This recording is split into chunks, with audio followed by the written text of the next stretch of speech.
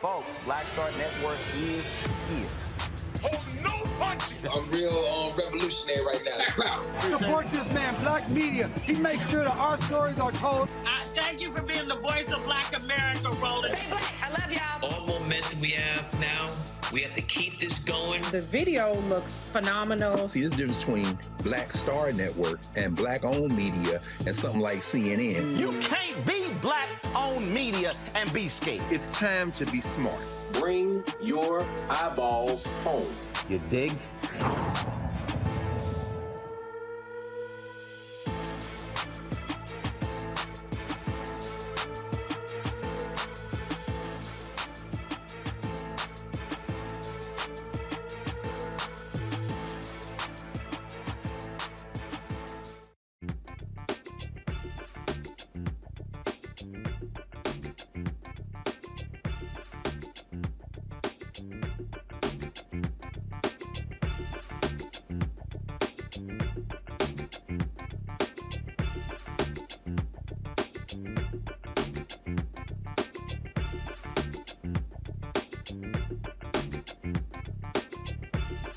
Today is Monday, October 31st, 2022. Coming up on Roland Martin Unfiltered, streaming live on the Black Star Network, the likely end of affirmative action in college admissions, potentially even corporate America is near. Conservatives hold a 6-3 majority on the Supreme Court, and today they heard several cases that dealt with the issue of affirmative action. And trust me, you know that Clarence Thomas is salivating at the chance to get rid of affirmative action. He even asked one of the dumbest damn questions you've ever heard, where he asked today during oral arguments, how do you define diversity? Because for the life of him, he just can't figure out what it means. We got a full breakdown of today's hearing. Ellie Mistel will join us. The NAACP Legal Defense Fund leader, Janae Nelson, will join us as well. And then we'll also play for you some of the oral arguments that took place in today's court hearing. So, folks, full coverage of that. It's time to bring the funk on Roland Martin Unfiltered on the Black Star Network. Let's go. He's on it. Whatever it is, he's got the scoop, the fact, the find. And when it breaks, he's right on time and it's rolling. Best believe he's knowing. Putting it down from sports to news to politics. With entertainment just for kicks, he's rolling. It's on go, roll, roll, y'all. It's Roland Martin, yeah. Rolling with Roland now. He's funk, he's fresh, he's real, the best, you know he's Roland Martin now.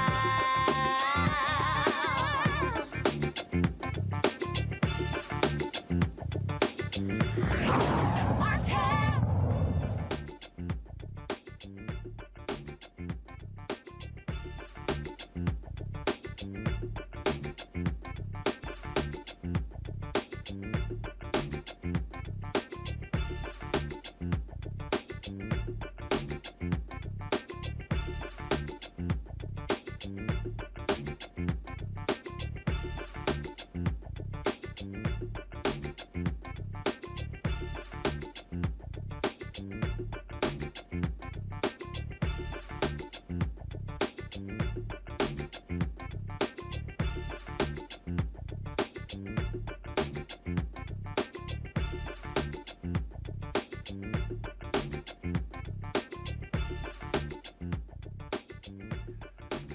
If you thought the last session of the Supreme Court was historic in terms of overturning major precedent, get ready for more beyond Roe v. Wade, you can expect this Supreme Court to overturn affirmative action today.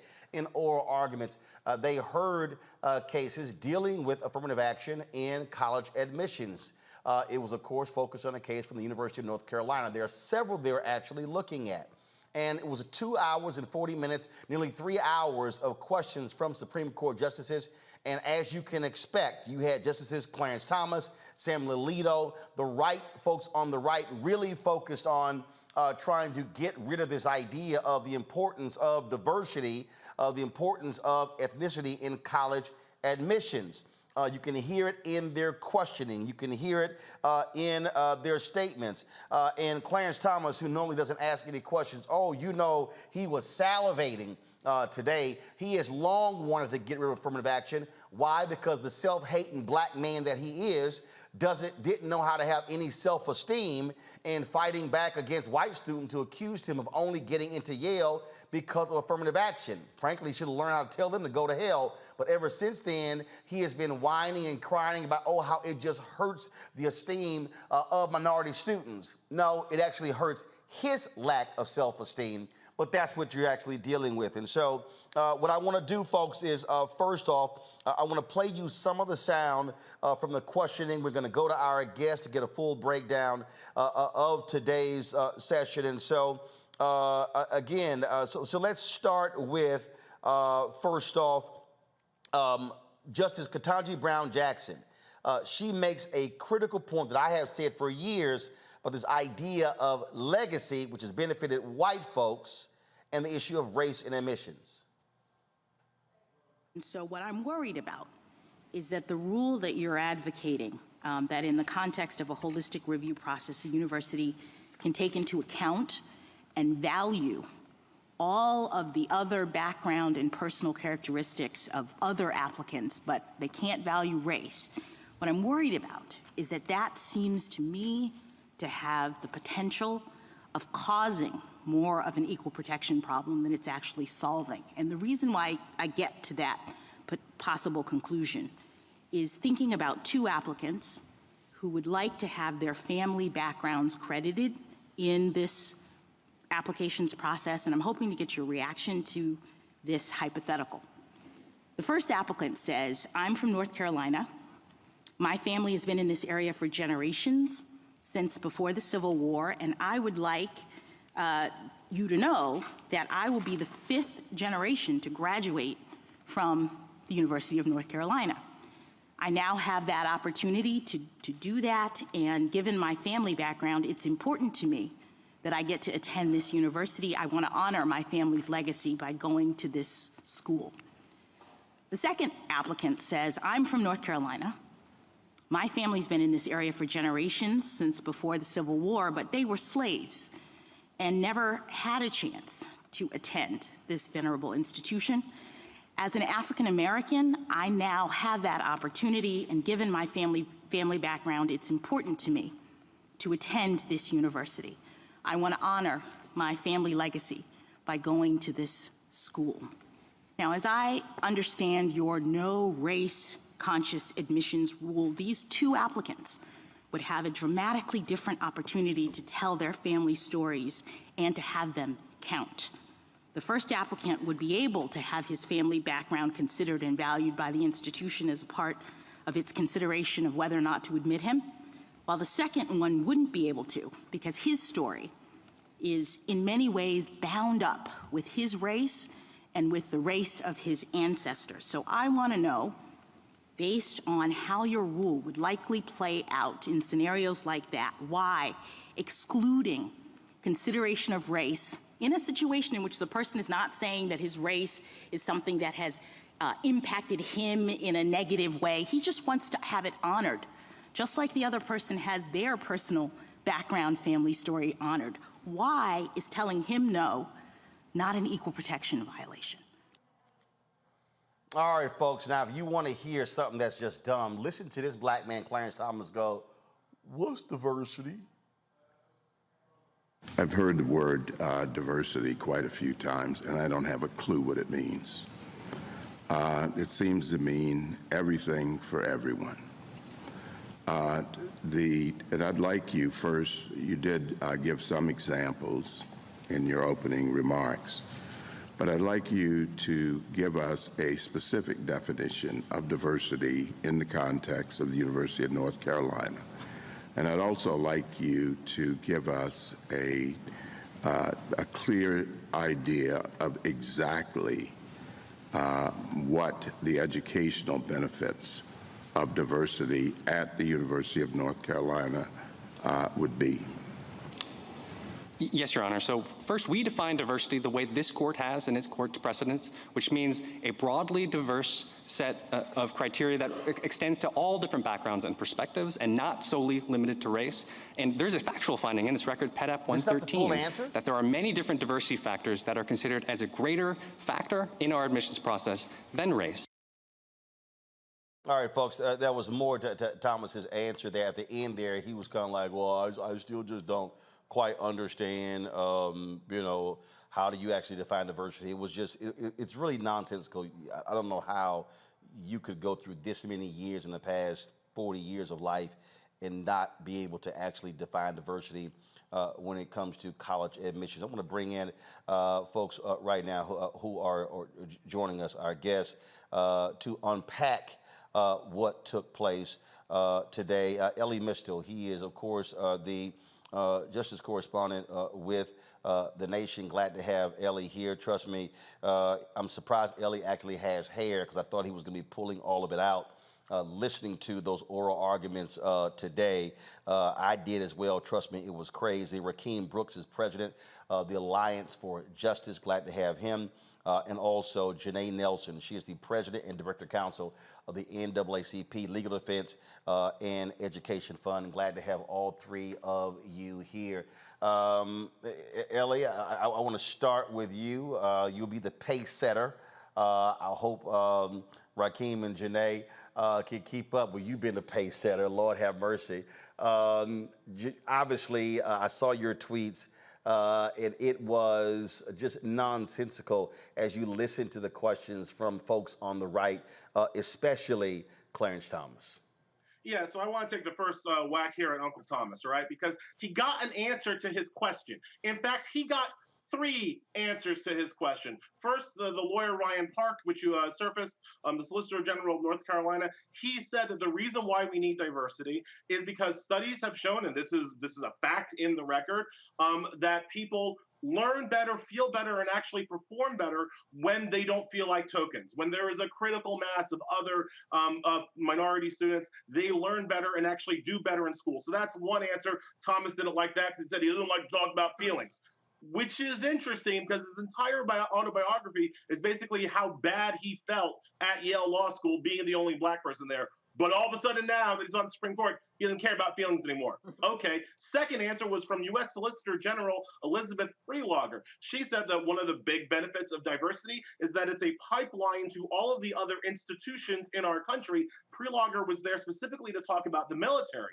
And she said diversity in the service academies is a big way that they can have a diverse officer corps, and that as leaders of men, that has more legitimacy when the officer corps is as diverse as the enlisted men. Thomas didn't have an answer for that, didn't like the answer for that, so he asked a third time, and he got a third answer from Harvey Waxman, the lawyer for Harvard University. He said that there are studies, and again, this is just factually in the record, that shows that when you have like an investor group that is made up of diverse people, they literally make better decisions, and we know they make better decisions because they make more money. Like stock traders who trade stocks within a diverse environment make more money because diversity cuts against the groupthink that can happen in non-diverse places. So Clarence Thomas actually got 3 answers to his argument. He didn't accept any of them, and I think from that we can infer and intuit that Clarence Thomas wasn't really asking a question. He was spouting a right-wing narrative that he's been told about, and was simply parroting that right-wing narrative through his questions at the bar today. Janae, anyone with any basic understanding realizes that, and you heard it in the arguments today, that you still have a lot of white folks being admitted. It has not been the cure for admissions, but the fact is they also made it clear, you get rid of race in admissions, college admissions will be even wider than it is right now. And then I heard all the different justices kept bringing up religion, and they wanted to bring up, well, how do you designate somebody who's from, I think it was Kavanaugh, from Jordan or from some other country. And the one that got me was when the attorney said, oh, sure, you can give points if somebody is the child of an immigrant, but you can't give points if they are a descendant of slaves. Just your assessment of what you heard today in the Supreme Court. Listen, I heard a lot. It was a 5-hour argument. It was a very difficult argument to listen to because of all the reasons you suggest. There were lots of questions that weren't really questions, that were subversive messages to the justices and to the public, kind of tipping the hand of the justices. You know, it conflated so many issues when there were questions about what does diversity mean and what benefits does it confer. And my response, which, you know, I think some of the oralists did point to, is that the court has already answered those questions, right? The court, John Powell in particular, in the Bakke decision in 1978, which is the first decision where the Supreme Court upheld race consciousness in higher education admissions, said that it is incredibly important for the students in our schools of higher education to learn alongside students that reflect the diversity of this nation. When John Powell wrote that, he was speaking about the racial and ethnic diversity of this country. He wasn't talking about, you know, religion or athletics or playing squash or cricket or crew, like Justice Gorsuch wanted to mention many times today. He was specifically talking about the racial and ethnic diversity that makes this country so rich and that has such a complex past because of the history of enslavement, because of the history of racial subjugation, Jim Crow laws, and the what nobody seemed to acknowledge, perhaps just Justice Sotomayor, the ongoing present racial discrimination that still pervades our society. Everyone seemed to talk about it like this was something in the ancient past and we were just still trying to take account of it today. No, the reality is Black, white, Latino, Asian, Indigenous persons live lives in this country that are influenced by race today. And that acknowledgement was not recognized in that argument. And it was as if there was an elephant in the room that nobody wanted to talk about. It was indeed striking to listen to the questions, Rakeem, and Janae made mention of Gorsuch talking about squash players and whatever the hell that was. I literally have no idea what the hell where he was going with that. And then I love how he goes, well, let me ask the hypothetical. And then the lawyer goes, well, he wanted to hedge. Well, I know it's a hypothetical. And I'm sitting there going, Gorsuch, we don't need hypotheticals. We've got actually real data. We've got real examples. And it was this sort of this esoteric, you know, pie in the sky. Oh my goodness! I mean, even Alito, you know, with his questions as well. And so it was just crazy to me to listen to them because it is as if they are just utterly clueless with how white our main institutions are. They were going on and on about why do you have to have a box, even though the attorney said it's not, that's self-reporting. It's not like we are determining everything by the box. And I just get a kick out of how they just love to just skip over legacy when that is a racial benefit when somebody white has ancestors who went to a college when we couldn't go. Yeah, completely right. I mean, this was absurdity upon absurdity. To your point, Justice Alito went through a very long litany of questions of saying, just bizarrely, okay, but what if one of your grandparents was Black or Native American? And then what if one of your great-grandparents? Because he was showing just how distant he was from the reality of the situation, which is we have deeply entrenched segregation still in higher education, in K through 12 education, in almost every aspect of our society, in spite of the gains that we've made over time. And so you're exactly right that what we saw were people who seem to be entirely unmoored from reality. It seems like the one place that diversity is not benefiting is the Supreme Court. They don't seem willing at all to listen to the experiences of their colleagues or even the questions of their colleagues, which you started off with Justice Ketanji Brown Jackson, really should have twisted them into a pretzel if they were being intellectually honest by considering how is it that somebody who is a legacy admittee would be able to make that case for themselves and their admission, but a person who is a descendant of slaves from a town in North Carolina wouldn't be able to make that case. Or when Justice Sotomayor suggested, well, isn't it important to have diversity in our police forces, for instance? Or Justice Kagan said, hey, some of you like to hire diverse clerks. Isn't that something that you should be allowed to do? All of those things invited an opportunity for the conservatives on the court to consider the experiences of their colleagues, the intelligence of their colleagues, the questions of their colleagues. And at every opportunity, they seem to avoid what were just obvious facts. And then when the counsels from each side pointed out that in the record, there was no support for any of the things that in particular Justice Alito was citing, that the district court had thought about it and considered it seriously and offered up its findings to the court, they just seem to want to brush those aside. So the way that you started the conversation, this seemed to be a foregone conclusion. I'm not sure that we needed the argument. I'm optimistic like everybody else. But the truth is that these folks live in a different reality and want us to live in their reality. Ellie, again, you're looking at a 6-3 right-wing majority on this court. Even if Roberts, let's say, chooses to go along with Kagan, Sotomayor, and Ketanji Brown Jackson, fine, it's still 5-4. And this is what we're facing, and we're talking about. And they were to discuss the University of North Carolina, but the thing here is these right-wing activists, they also want to go after diversity in corporate America in every facet. They do not want to see or accept the browning of America. They want to. They want to act as if, look, hey, everybody's being judged at all times based upon merit, when we know that's a flat-out lie. Yeah, and to be clear, Roberts is not in play, y'all. The last time affirmative action was up in front of the Supreme Court, it was a 4-3 decision. Elena Kagan had to recuse herself from that case because she worked on it as Solicitor General, and Antonin Scalia was dead.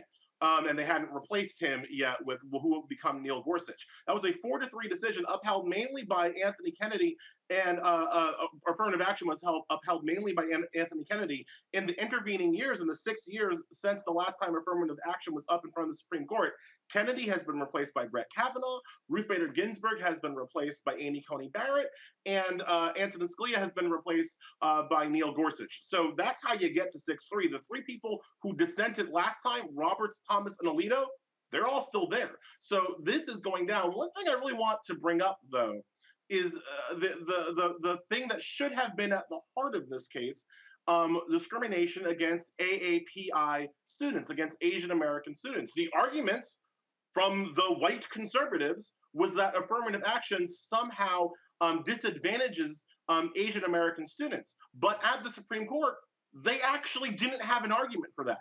When you looked in the North Carolina situation, North Carolina admits a higher percentage of applicants who are Asian American than they do of African American applicants, causing Ryan Park, the Solicitor General, to say that would be a peculiar result if you thought North Carolina was discriminating against Asian Americans. And in the Harvard context, there actually is some evidence that Asian Americans are discriminated against in a particular score that Harvard uses to grade people. But they made no argument for how Harvard's use of that score, which, by the way, I think is trash. I think Harvard should not use this particular score that discriminates against Asian American students. But they made no argument for how that score is the fault of Harvard admitting Black students, because it's not. So, like, the actual harm here, if there was a harm, wasn't even surfaced by the white conservatives in their you used the word salivating, Roland, in their salivation, in their dripping salivation to overturn affirmative action. They actually ignored the Asian American students they were allegedly representing. As I've said on this particular issue of the AAPI students, you lie down with the dogs, you're going to wake up with fleas. Once you let white conservatives co-opt your argument, guess what? What happens today is what happens to you. You actually don't get your day in court because the white conservatives are going to take that day away from you and make their own arguments for their mediocre children getting into school. And Janae, the point there in terms of them not addressing it, and I got to remind people, the Mississippi court case that resulted in the Dobbs decision, that case did not ask for Roe v. Wade to be overturned. They chose to go further. So this court is not bound by whatever case is in front of them. They could absolutely say, all right, fine, we're just going to take this thing all the way and get rid of all of it. Listen, this court could do almost anything at this point. I mean, we've seen the lawless activism in the Dobbs case. We've seen it in the Bruin case, which was the gun control case. We've seen that this court really has no limits when it wants to decide an issue and uproot even decades of precedent. What was clear from today's argument is that they don't have a legal basis for doing so. I do want to mention something that Ellie said, and to say that we should be really clear about the failed attempt to use Asian students as a wedge on this issue. We have the great privilege of representing 25 organizations that represent students at Harvard, student organizations, alumni organizations, faculty, interviewers. We had a huge rally yesterday in celebration of our diversity in which students from across the racial and ethnic spectrum spoke and celebrated their unity on affirmative action, many of them being Asian students. Many of our clients are Asian students, and they are very clear that there's an effort to use them and their experience to create a wedge between the Black and Asian community and to take down affirmative action. And they are having none of it because they are very clear that there are large swaths of the Asian API community that aren't served by the current admission system and would benefit from an increased and enhanced consideration of race, just like Black students and Latino and Indigenous students would as well. So they're very clear about that. What we're seeing is an effort to really co-opt the interpretation of Brown versus Board of Education, a case that the Legal Defense Fund litigated and won, and that ended racial apartheid in this country. We're seeing an effort to really attempt to misguide the American public with an agenda by some persons on the court who wish to erase the consideration of race from every aspect of our society, even though so many aspects of our lives are governed by it. Rakim, the thing that jumps out at me again, this goes beyond just colleges. So when you look at what corporate America has been able to institute, when you start talking about contracts, when you start talking about hiring, I mean, how far-reaching could this decision be that could dramatically alter what we've seen take place over the last 50 years in this country? Well, this is the point that you were making. The court doesn't seem to respect its own precedent, doesn't seem to respect its own processes in terms of the cases presented to them. And so it goes that far. That's really what, as I said, Justice Kagan, Justice Sotomayor, and Justice Ketanji Brown Jackson were alluding to, that there are all of these ripple effects and sort of amplifications about what it would mean to get rid of affirmative action if the core holding is that the 14th Amendment does not provide for the consideration of race in higher education. Why would it provide for the consideration of race, as you say, in government contracting, in corporate board representation, in representation in the military or our police forces? Suddenly we would be in this bizarre world where, though all of us, I mean, the folks on this call, I mean, in this show in particular, right, grew up with Black families, where suddenly you can't say Black. I mean, this is the DeSantis court, right? You can't say gay, you can't say Black, apparently. You can't say Latino, you can't say Asian. And we live in this, I mean, it is utterly bizarre. One of the things that I was smirking about earlier, because you just have to kind of smile or laugh your way through this, is that the conservatives kept asking, like, when will this end? You know, like 25 years, 40 years, will you be back here in 45 years? When will this end? And I swear I just wanted somebody to jump up and say, it'll end when you all stop being racist, right? It's not us.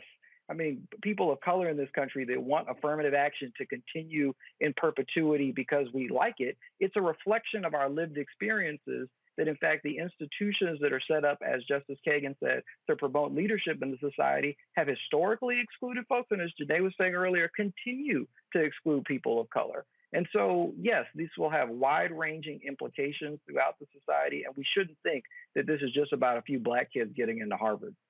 Absolutely. First of all, Rakim, I know you have to go. Rakim Brooks, I surely appreciate it. Thanks a lot. I'm going to go back to Janae and Ellie on this right here. And that thing for me right there, Janae, was just, we had a 25-year limit. You're right. Like, when is this going to end? And you're sitting here going, do we actually live in the same world?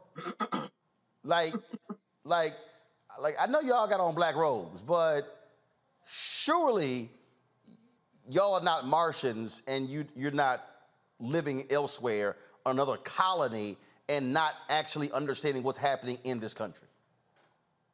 Yeah, Roland, what really struck me was Justice Alito at some point said in response to Elizabeth Prelogar, who did a phenomenal job advancing some very important arguments in support of affirmative action. She's the Solicitor General who argued. But he said to her when she was talking about the legacy of racism in this country, when she was talking about the importance of what this would mean if we were to dismantle this very modest intervention to diversify the class of students who enter college and higher education. And he said, well, what about the workplace? It sounds like you want to do this everywhere. And what was really clear was that this very, again, modest intervention in higher education is the only place that we are meaningfully addressing the lack of diversity in a variety of places in our society. If we were doing it right K through 12, we wouldn't need affirmative action on this scale as we have it now. If we were doing it right in workplaces, we would need to make sure that we had the feeder of affirmative action in higher education in order to produce the diverse leadership in this country in every single industry, right? We act as if we took the training wheels off, diversity would be this naturally occurring thing. And we know that that's not the case because racism exists, because the ongoing vestiges of historic racism persist, and they have caused intergenerational harms and intergenerational inequities. That's what it is. And the fact that we aren't confronting the reality of that allows justices to make very outlandish comments and ask questions that have no basis in reality and no basis in fact. What we're doing now with race-conscious admissions in higher education is but a drop in the bucket to address the inequities in our society that cleave on racial lines. Ellie, when you look at and look, I get Amy Coney Barrett, Gorsuch, Kavanaugh, Alito, Roberts, but I have absolutely complete and utter disdain for Clarence Thomas, and I go back to when he was at Yale. Dude, your problem is you had no self-esteem. If a white student, and it happened to me, oh, you only at Texas A&M because you're from action, go to hell. I didn't give a damn what they thought. His real problem is that, oh my God, they made me feel so bad. And he's given numerous speeches how all minority students are just so burdened because somebody white thinks they got there unfairly. And it's like, dude, that was you. That was your lack of self-esteem. I ain't had that problem. Look, this is a true thing, I think, for many Black people in higher education. At least it was a true thing for me, where, I went to Harvard for college, I went to Harvard for law school, and you would always meet the white person who denigrated your credentials, denigrated your abilities, because they said that you were only there because of affirmative action. It's annoying. I didn't like it. That is not a reason to upend one of the most successful social policies in American history. My personal dislike of low-achieving white folks who I could standardize test into the ground, thinking that they had one over of me on affirmative action, that was an annoying part of my education. That cannot be the basis on which to upend this entire policy, because people need to remember, and I feel like even a lot of times Black people don't understand how affirmative action actually works, right? We're not talking about, oh, if a Black person scores 100 points less on a test or gets a 1 point less on the GPA, they get in anyway because they're Black. That's not how it works. That's not how it works at any of the schools that we're talking about. How it works is that as the Supreme Court justices, the liberal ones kept saying, in a whole understanding of a person's application, if race can be one factor among many. I think Ketanji Brown Jackson mentioned that at Harvard, you're talking about 40 different factors that an admissions committee looks at while building their class, right? So for the story that I like to tell is I went to this super preppy high school on Long Island, right? 3 kids from my high school got in to Harvard. All 3 of us were in the top 10 of our class. So there's that, right? The qualification bar was met for all of us. I happen to be really good at standardized testing. A white girl in my class happened to be really good at field hockey. White boy in my class happened to be a world-class pianist. Those were the factors that they looked at. How is, for some other kid, let's say that didn't standardize test as well as me, how is their kind of achievement, how is not looking at whether or not they achieved what they achieved while being Black, while overcoming systemic racism, while overcoming systemic housing discrimination, how is that achievement not at least equal to the achievement of a person being good at field hockey? It's ridiculous that we're literally at the cusp of the Supreme Court saying, because remember, the court, nobody orders any university to use affirmative action. Nobody, that's not an order. It couldn't be a constitutional order. Right? So all we're saying is whether or not they're allowed to. And it's ridiculous to me that we are at the cusp of the Supreme Court saying that of everything you can look at in terms of a college applicant, their background, who their parents are, how much money they make, whether or not they can play the flute. You can look at all that, but you can't know if the person is Black or Hispanic. That's what the Supreme Court's about to say. And it is a dumb argument. Well, and this is, Janae, a final question for you, and they're very simple. This is all because what the right has done is they have consistently and loudly denigrated, demonized, and flat out lied about affirmative action in college admissions in other ways. They have created this notion that, oh my God, we're just taking these people who are grossly unqualified, when fact of the matter is, we saw in the Abigail Fisher case when she was complaining about, oh, I lost a spot at the University of Texas because of those minorities, and then what happened? It actually came out, no, boo, some other white people took your spot. And that's really the crux of this. You have white people in this country who operate by this view that, oh, I would have had that job if it wasn't for that Black person or for that Latino. I would have had that job. As if for them it is a birthright for that job to go to that particular school. And that's really what we're dealing with here. It's this idea that how dare I now have to compete and I should be able to ignore the issue of race. Oh, except with legacy, if I can use that one and I can get in because of my grandmother and my grandfather, that's great. Oh, I'm sorry.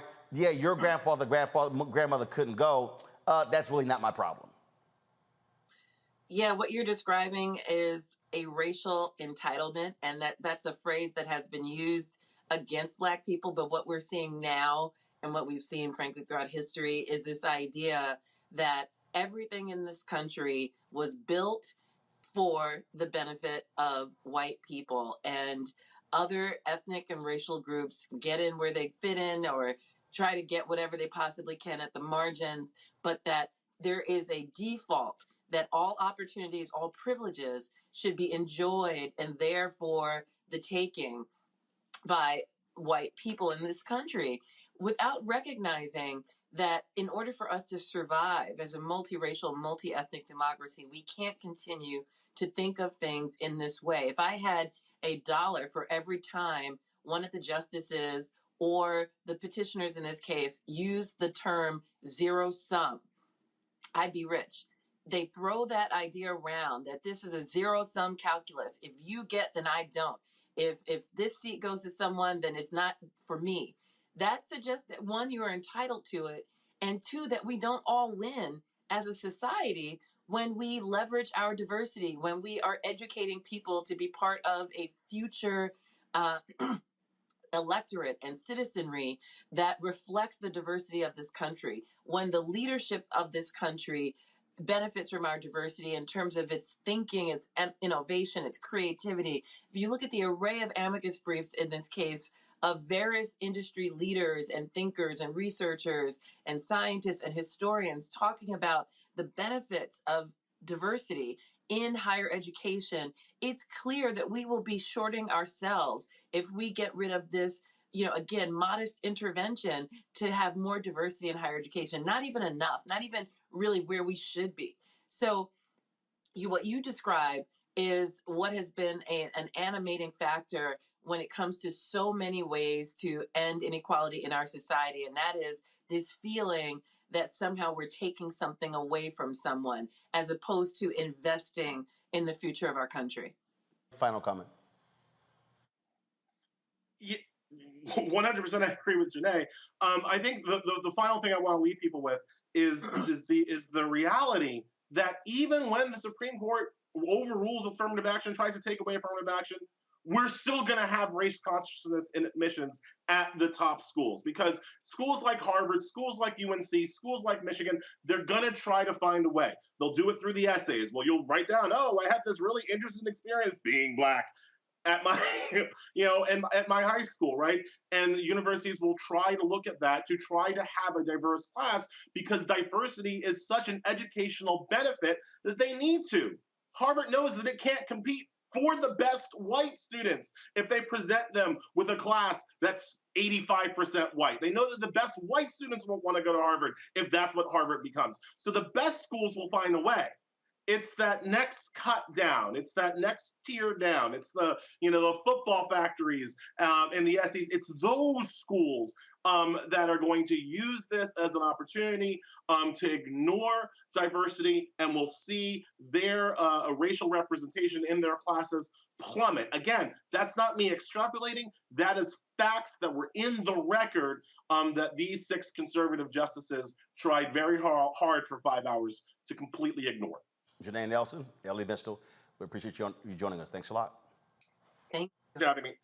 All right, folks, got to go to break. We come back, I'll chat with my panel about this issue right here on Roland Martin Unfiltered on the Black Star Network. Don't forget, folks, if you're watching on YouTube, Facebook, Twitch, Instagram, hit the like button, the share button.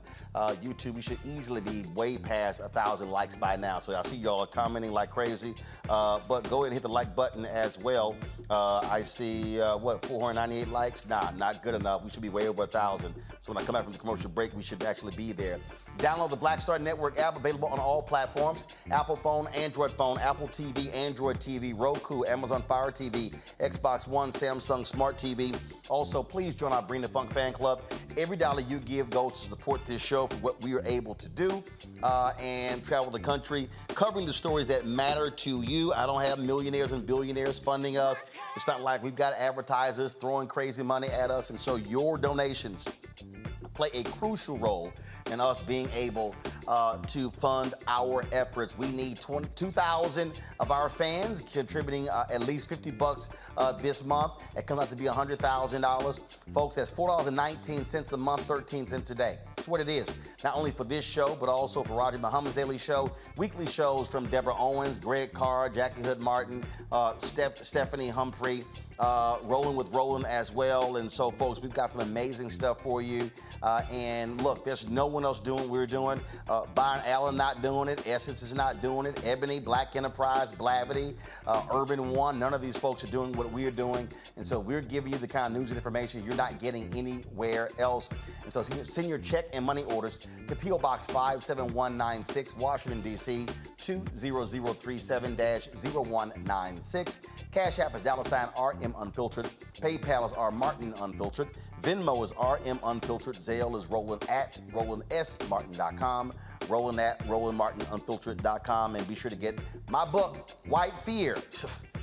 This whole discussion, Supreme Court, that's what I'm talking about with my book, White Fear, how the browning of America is making white folks lose their minds. Get it everywhere, bookstores, of course, brick and mortar, online, download it from Audible, or order it from your favorite Black bookstore. We'll be right back.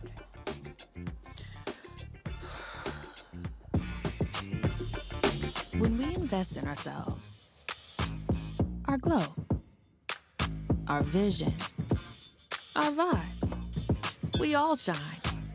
Together, we are Black beyond measure. We've got to stand up. Republicans are banning abortion rights, tearing down democracy, blocking progress. But when Democrats stand together, we win. Because we voted, Democrats stood up for Black lives, voting to ban police chokeholds, stood up for Black women, putting one on the Supreme Court, stood up for our families, lowering cost of health care and prescriptions and capping insulin, and stood up for millions by slashing student debt. This November, let's stand up together and keep making progress. This is our time, our moment to move forward, beyond the gun violence, the hospital closures, the unaffordable housing.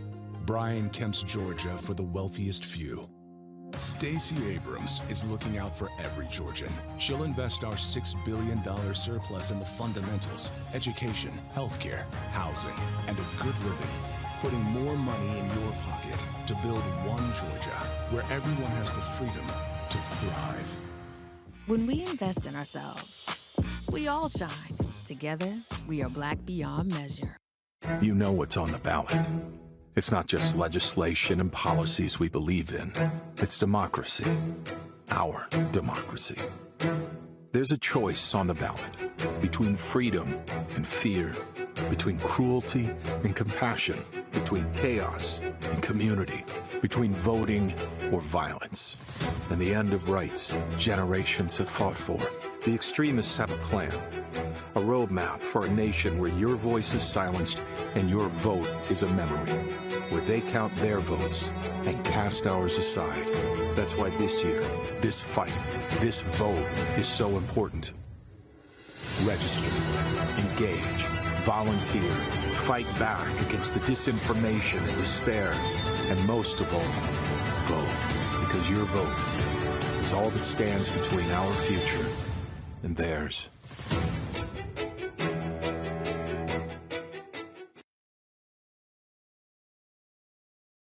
On A Balanced Life with me, Dr. Jackie. Being of service to others is one of the greatest callings in life. But being there for someone else in their time of crisis is a whole new level, and you have to bring courage, commitment, and strength. On our next show, we meet two real-life angels who were thrust in the midst of caregiving and without warning. And he was looking strange and couldn't cut his meat. And it was very odd. And I said, well, what's wrong? And he says, I think I've had a stroke. And so, of course, it scared me. And we literally got in the car and he walked into the hospital on a Thursday. And by Saturday of that same week, he lost all control of his left side. The blessings, the challenges, and the way they maintain their balance, all next on A Balanced Life on Black Star Network. Pull up a chair, take your seat. The Black Tape with me, Dr. Greg Carr, here on the Black Star Network. Every week, we'll take a deeper dive into the world we're living in. Join the conversation only on the Black Star Network. We're all impacted by the culture, whether we know it or not. From politics to music and entertainment, it's a huge part of our lives, and we're going to talk about it every day right here on The Culture with me, Faraji Muhammad, only on the Black Star Network.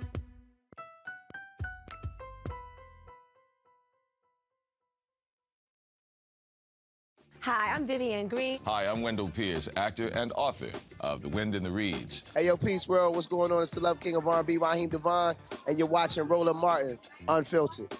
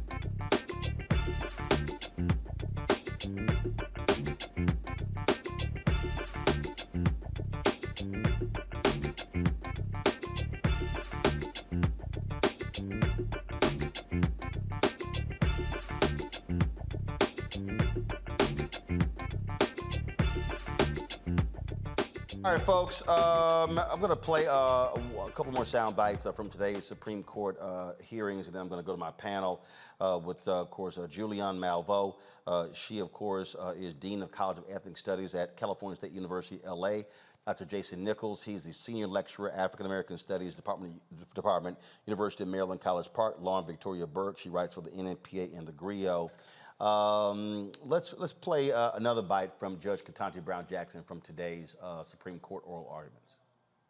I think we have to understand whether race is being used in this context to give rise to an actual, concrete, particularized injury that would give the members of your organization standing to challenge the use of race in this context. And so I've been struggling to understand exactly, this is sort of where Justice Sotomayor was coming from. I've been struggling to understand how race is actually factoring into the admissions process here and whether there's any actual redressable injury that arises. So can you help us with that, figuring out how exactly does UNC's system work in terms of the use of race, and how your members are being harmed by that? So let me start with the legal question, which is concrete injury. Gratz establishes that the denial of an opportunity to fairly compete for admission when one of the factors that's used is racial classifications is sufficient to create concrete injury. Except There's no Gratz was like a set-aside. It was a specific set of circumstances. You could see there that the race factor was creating an unequal playing field because of the way in which the program was structured. Here, I don't really see that happening because no one is, first of all, the university is not requiring anybody to give their race at the beginning. When you give your race, you're not getting any special points. It's being treated just on par with other factors in the system. No one's automatically getting in because race is being used. There's no real work that it's doing separate and apart from the other factors in any different way like it was in Gratz. And when you look at that case, it says specifically when there's a set-aside kind of program, then we have actual injury that gives rise to standing. But I'm not sure you have that here, so can you help me? Sorry. Yes, please. Even Grutter establishes that a holistic admissions process doesn't make the injury go away. But you've said Grutter needs to be overruled, so we can't, I don't think we can use that decision as the basis for standing. One of the problems with Grutter that I think illustrates this specifically is Grutter's suggestion that race can only be used as a plus factor and never a minus factor. But as many of the dissenting opinions in that case observed, and cases from or opinions from this court have since observed, that makes no sense in a zero-sum game. If we are going to consider race and we argue that a racial classification, which is highly disfavored at law because of its necessarily invidious nature. How are they taking into account race independent of the rest of the information in a holistic review process? So my other question was about this same thing, which is how is race being used in this process? You keep saying we object to the use of race standing alone. But as I read the record and understand their process, it's never standing alone. That it's in the context of all of the other factors. There are 40 factors about all sorts of things that the admissions office is looking at, and you haven't demonstrated or shown one situation in which all they look at is race and take from that stereotypes and other things. They're looking at the full person with all of these characteristics. Yes, but our point is that all those other characteristics are not barred by the Constitution, and the use of race as a classification is barred by the Constitution. But it has to be used, doesn't it? I mean, just because somebody checks a box, what if they check the box and the university sees that, but doesn't look at it, doesn't take it into account in any way in the application? Do we have a constitutional violation just because the student voluntarily said, I'm an African American, but that never comes into play? If the university admissions process instructs readers not to take that into account or to not award any benefit toward admission on that basis, then that is not necessarily a problem. No instruction. It just never actually comes into play. Because if you say that, what I think you're saying is that people have to mask their identities when they come into contact with the admissions office just on the basis of their difference. Well, it never comes into play. I don't think this is a lot different than a couple of other criteria. For example, the UNC's official position at trial was that gender is not a basis for admission, that admissions officers are not supposed to take gender into account. That doesn't mean that they're not aware that there are women applying, but the instructions are not to take gender into account, and to my knowledge, we don't see a large effect at all suggesting that gender is playing a role. But both experts in this case found that race was in fact mattering to a number of applications. You can debate between our expert and their expert whether it's only 500 or it's 1,700 or it's 2,000 applications a year, but it is having an effect. If it's not having an effect, they've spent an awful lot of time and money opposing the relief we're seeking in this case. They're offering it because they're saying that race matters to me. I mean, this is not a situation in which the university is asking or telling every applicant, give us your race so that we can classify people, so that we can give certain people preferences. The only reason why the university knows the race of any of these applicants is because they are voluntarily providing that. But it is making distinctions upon who it will admit, at least in part, on the race of the applicant. Some races get a benefit, some races do not get a benefit. Counsel, I'm sorry. What are the facts here about whether or not race is being used singularly to let people in? The expert that UNC presented argued that 1.2% of the decisions were influenced by race.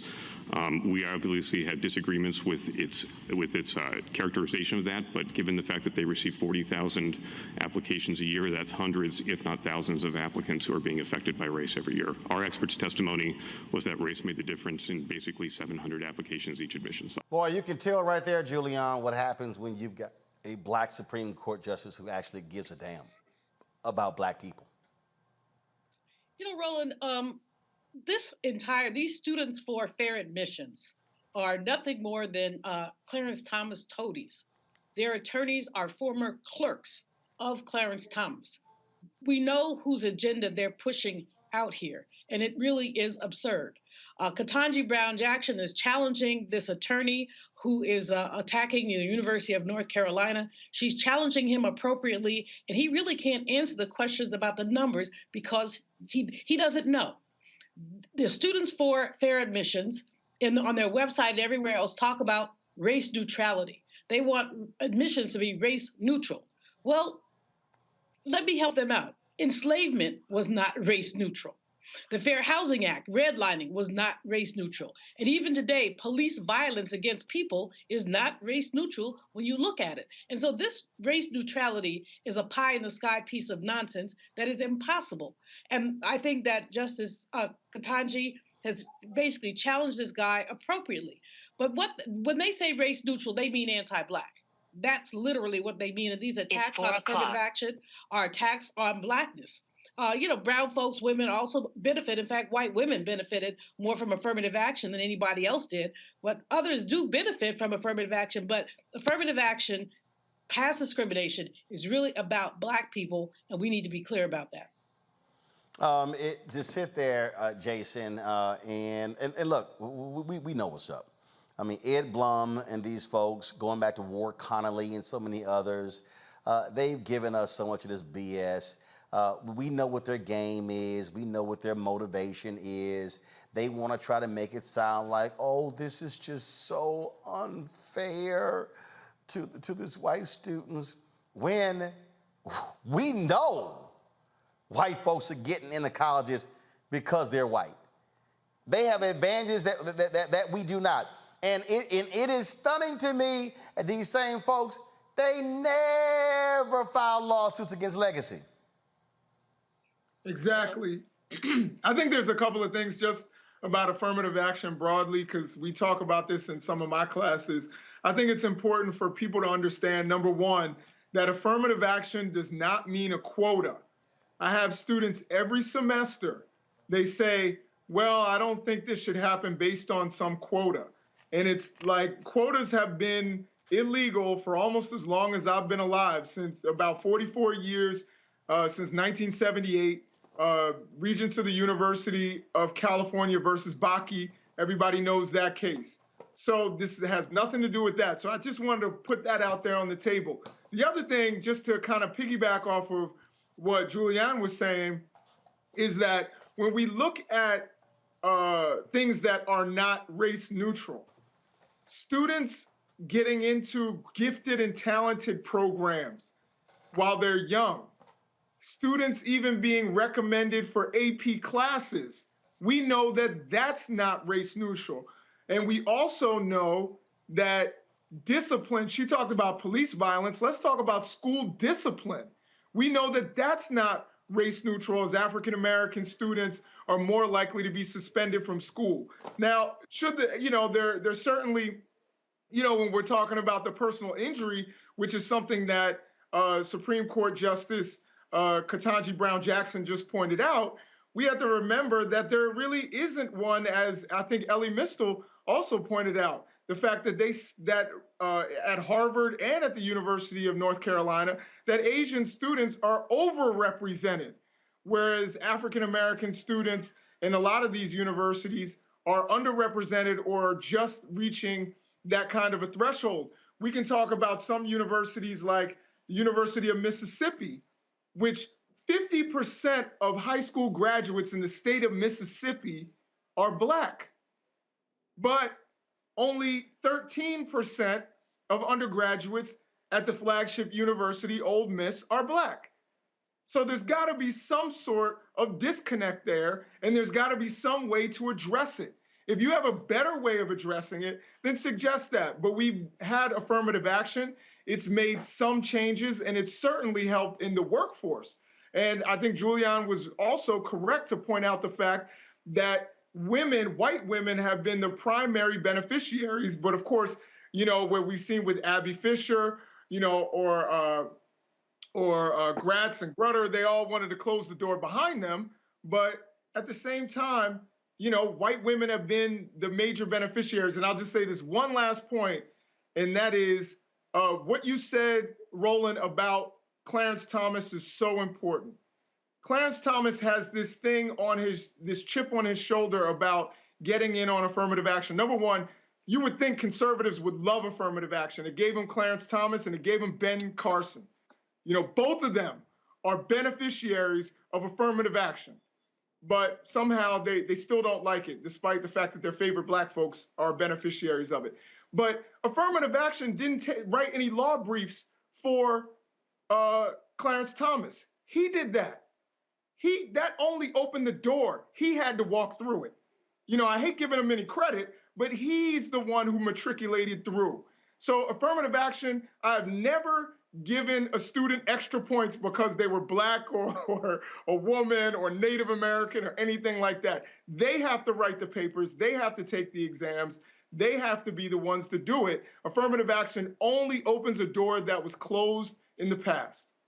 Lauren, Victoria Burke, of course, there's always an opportunity to hear nonsense from Fox News, and so I want to play this before you actually give your comment.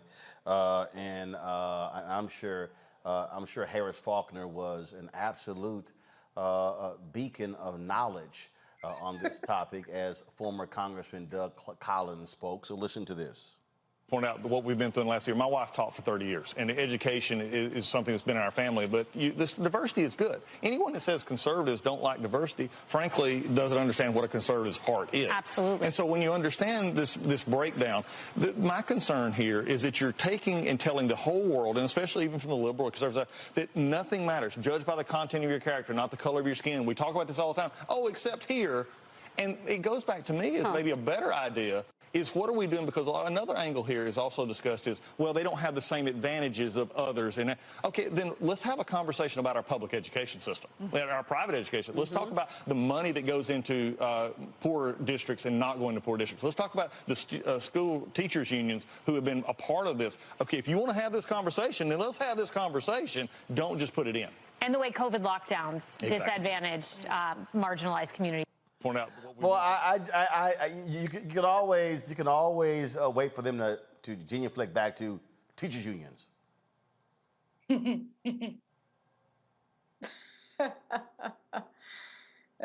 Fox News is just silliness. It's just craziness. While we're on the subject, by the way, of the public school system, I mean, two of our best jurists on the Supreme Court, Ketanji Brown Jackson and Thurgood Marshall, went through the public school system and became two of the most distinguished jurists in American history. And funny thing, Thurgood Marshall went to the Colored High and Training School, which was later named Frederick Douglass High School, and he made his way all the way up, right, despite probably what was a substandard education, to become one of the most famous and most storied jurists in American history, because Black people have to go through so many more hurdles than everybody else in the society. We've known that for 350 years. It's so interesting to me that, people want to obsess, and this guy that Ketanji Brown Jackson, Judge Jackson was talking to, want to obsess about, race neutral, this, race. We've never been race neutral in this country. The history of this country has never been race neutral. Affirmative action was an acknowledgement of that. But to be quite frank with you, I don't think we need affirmative action. I think we will do fine without it. I'll be glad, part of me will be glad when it's gone, because quite frankly, people like Barack Obama, these people we see succeeding that make people like Bill O'Reilly and Sean Hannity very uncomfortable because they're insecure and remind them that they're in fact not supreme to anybody, will then be shown that in fact affirmative action, their little silly insecure affirmative action argument, which they've been using for years, that somehow Black people get things because we're Black, is complete nonsense. It's always, Lauren, even if you, here's the whole deal. Even if you get rid of it, they gonna still say it happens. I mean, well, right. I mean, that's the whole deal. So you don't even, I mean, so the reality is it's gonna be another thing. And so at the end of the day, this is one of those things where you tell folks, buck up or shut the hell up. That's right. I mean, you're right. It will always be another thing, but you got to understand something. And it's so funny to me. Once you get into the school, okay, affirmative action does not take your test. It does not. No, that's the whole point. They don't want you in the school. You have to do the work. No, and they don't want you in the school. So, I mean, this idea that, oh my God, you got in affirmative action, so affirmative action's taking your test. Affirmative action is doing nothing other than But Lauren, it ain't about the test. They don't want you in the school. How about that? They don't want you in the school. They don't want you having the contracts. They don't want you having the jobs. This is about white power. This is about power. This is about money. This is about control. That's what this is all about. So, I mean, everything you're saying, we've all made the arguments. They don't care. They don't want to actually see us there. But actually, I think you call it white fear. Your book is called White Fear, and that's what this is. It is fear, not only white fear, it's fear of Black excellence. It is utter fear and fright of Black excellence. So you called it in your book. Lauren, real quick, close it up before I go to break to my next guest. Nothing's going to stop that. Nothing is going to stop Black excellence, because once again, we historically have. I disagree. No. That's not going to stop one way or the other. I got to go to my next guest, but here's why I'm going to disagree with you on that one. What can stop potential black excellence? Not having a door opened. That's what can. Reverend Jackson has said this for years. He said, why have blacks been so successful in basketball? He said, because the court, no matter where you go in the country, is 94 feet long. It's an equal distance from the free throw line to the goal. The goal is 10 feet high. It's an equal distance, high school and college. From three-point line, it's further in the pros, from three-point line to the goal. You get 5 players, I get 5 players. You get X same timeouts, I get X same timeouts. Rules are published, now let's play ball. The problem is, outside of sports, on the field, on the court, it's all subjective. So the impact absolutely will be what doors will be closed, what doors will be shut. I'm thinking beyond this college discussion. I'm also looking at what they want to do when it comes to corporate America. In terms of what they're looking at. That's what I'm also looking at as well. And so that's where I'll push back on that. It's a question of, can you close as many doors as possible to prevent folks from even having an attempt to show excellence? In Texas, they created a race-neutral rule, top 10%. The white folks lost their damn minds in Austin Westlake. Well, this is unfair. Our children have to take AP courses, more rigorous. Why must they not be admitted automatically to the university, to any public university in Texas, but that student at poor O.D. Wyatt in Fort Worth, which is a lower SAT score, why does he or she get to be admitted because they're in the top 10%? Their top 10% is not as rigorous as ours. And what ended up happening? The University of Texas went and got the rule changed by saying, oh, we're losing too many of our top Texas students because of this top 10% rule. So even when you create a completely race-neutral rule, they still are gonna bitch and moan. And that's what I'm saying. And that was all about shutting the door. And you know what happened, Lauren? Again, it was a top 10%. They changed the rules for University of Texas in terms of they can limit the freshman class size that come from the top 10% and then allow them to bring in other students. That's shutting the door because the white parents were like, oh, why are these Black and Hispanic students from so-called lesser schools getting in? And my child is at a more rigorous school and they're not in the top 10% because it's a more rigorous school. That's what we're looking at right here. All right, folks, hold tight one second. I got to go to a break. We come back. We're going to talk about another one of these cases, folks. Again, we deal with these cases all the time where folks have been injured, have been shot, and it is always troubling for us having to do these stories. But the reality is, the attention must stay on this because if not, then they get ignored by mainstream media, and then you're not fully aware of what's going on. Also, Pastor Jamal Bryant lights up Herschel Walker from the pulpit. Yeah. We're gonna break that down. And I got a couple of things to say about ESPN Game Day coming to Jackson, Mississippi for the Jackson State game. And I wanna talk about white validation and how we don't have the same fervor if it's a Black-owned media product. I'll unpack it. I just want you to understand where I'm going to break this thing down. Trust me, you don't want to miss this conversation. And you're watching Roland Martin Unfiltered on the Black Star Network. We'll be right back. When we invest in ourselves, we all shine. Together, we are Black beyond measure. This is our time. Our moment to move forward, beyond the gun violence, the hospital closures, the unaffordable housing. Brian Kemp's Georgia for the wealthiest few. Stacey Abrams is looking out for every Georgian. She'll invest our $6 billion surplus in the fundamentals, education, healthcare, housing, and a good living, putting more money in your pocket to build one Georgia where everyone has the freedom to thrive. We've got to stand up. Republicans are banning abortion rights, tearing down democracy, blocking progress. But when Democrats stand together, we win. Because we voted, Democrats stood up for Black lives, voting to ban police chokeholds, stood up for Black women, putting one on the Supreme Court, stood up for our families, lowering cost of health care and prescriptions and capping insulin, and stood up for millions by slashing student debt. This November, let's stand up together and keep making progress.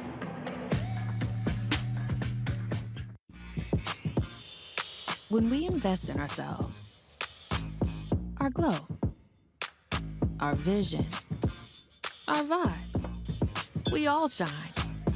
Together, we are Black beyond measure. It's about us. Everybody out together. We are in sunny South Dallas. The election is coming up. It's super important that folks know who they are voting for, but more importantly, what they are voting for.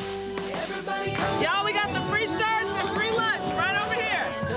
Freedom is our birthright. No matter what we're up against, we're sending a message in Dallas and Texas and in this country. We won't back down. That's what this bus tour is all about. The housing cost is one of the most capitalized areas that we have found. People who are marginalized, that are brown and Black, we are suffering the most, and I think that we have the biggest vote and the biggest impact in this election. I'm voting for affordable housing, for sure. We should not be paying the cost of a utility failure because our elected officials are too proud to say, we need help. I know that we can bring out our people to vote. It's a part of our birthright. Right. It's a part of our heritage, and surely it's a part of our present and part of our future. That's right. That's what's up. And we won't black down. Forward that message to 5 friends, because in that message, it's got links to how to get registered, how to check your registration status. Like I said, 2:30 we'll start rendezvousing right here on this street. I am voting to let our voice be heard in the rural communities that, hey, we are people too. There are things that we need. Free shirts, free food, and lots of power. We are in Longview, Texas, where Black Voters Matter, 365. Whatever type of oppression a white supremacist throws our way, we will not back down. We are in relentless pursuit of liberation of our people. Freedom is liberation for black bodies and black communities to make economic change through political power. Freedom is choice. We won't black down. We won't black down. We won't black down. We won't black down. We won't black down. We won't black down. Hi, I'm BB Winans. Hey, I'm Donnie Simpson. What's up? I'm Lance Gross, and you're watching Roland Martin Unfiltered.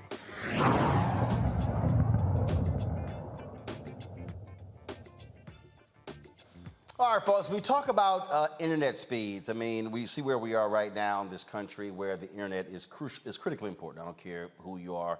I don't care what it is you're trying to do. And a study shows what is happening in low-income areas where you're seeing a throttling down of speeds compared to white areas. My next guest did an article in The Markup and shows how companies are providing slower services as a result of this. So Aaron Sainkin is an investigative reporter for The Markup and one of the authors of this piece. He joins me now from New York. Aaron, this is the thing that I remember when we were talking about this internet speed. I remember having a meeting with Comcast, and I was talking about net neutrality, and people and these companies were talking about fast lanes and slow lanes. And one of the things that people like me were saying is that, well, if you do that, what's going to happen is you're basically allowing these larger, richer companies to be able to do whatever they want to do, screwing folks like me. The reality is if you have net neutrality and you take what we're doing here with this digital show, with our network, then we're on par with a Peacock or with one of these companies. So we're not getting screwed with slower speeds. But what y'all are looking at, and they were trying to do that, and it was a fierce battle. But what you're looking at is in terms of what's happening in these neighborhoods, and explain to people also who really don't get it in terms of, I understand we're talking about the pipes that go in terms of, so what happens when you live in a neighborhood and these companies are purposely throttling the speed to be at a certain level based upon zip codes? Hi, Roland. Great to be here. Excited to be on the show. So the story that we worked on was an investigation into 4 different internet service providers: AT&T, Verizon, CenturyLink, and Earthlink. And essentially what we did is we went to their websites using a programmatic tool, kind of scraping their websites. And we, you go to an ISP's website and you can enter in your address, and you put in your address and they say, well, we can give you internet for this speed for this cost. We entered in over 800,000 addresses into these 4 ISPs' websites and got back the speed and pricing information that they were offering at different addresses. And one of the things that we noticed really quickly is that oftentimes in the same city, we would be seeing a internet service provider offering vastly different speeds for the same price in the same city. So for example, in New Orleans, we entered in one address in New Orleans in a almost entirely Black and Latino, very middle class area. And the speed it was offered was under 1 megabit per second download speed. Now that is very, very slow. That is not fast enough to stream a Skype video call with multiple participants. And they were charging $55 a month on their website. But then if you were to enter in addresses on the other side of town in a significantly richer and significantly wider neighborhood, we would regularly see speeds being offered that were 400 times as fast for the same price. And we thought that was really interesting and pretty troubling. So we took that data and we mapped that onto kind of socioeconomic data.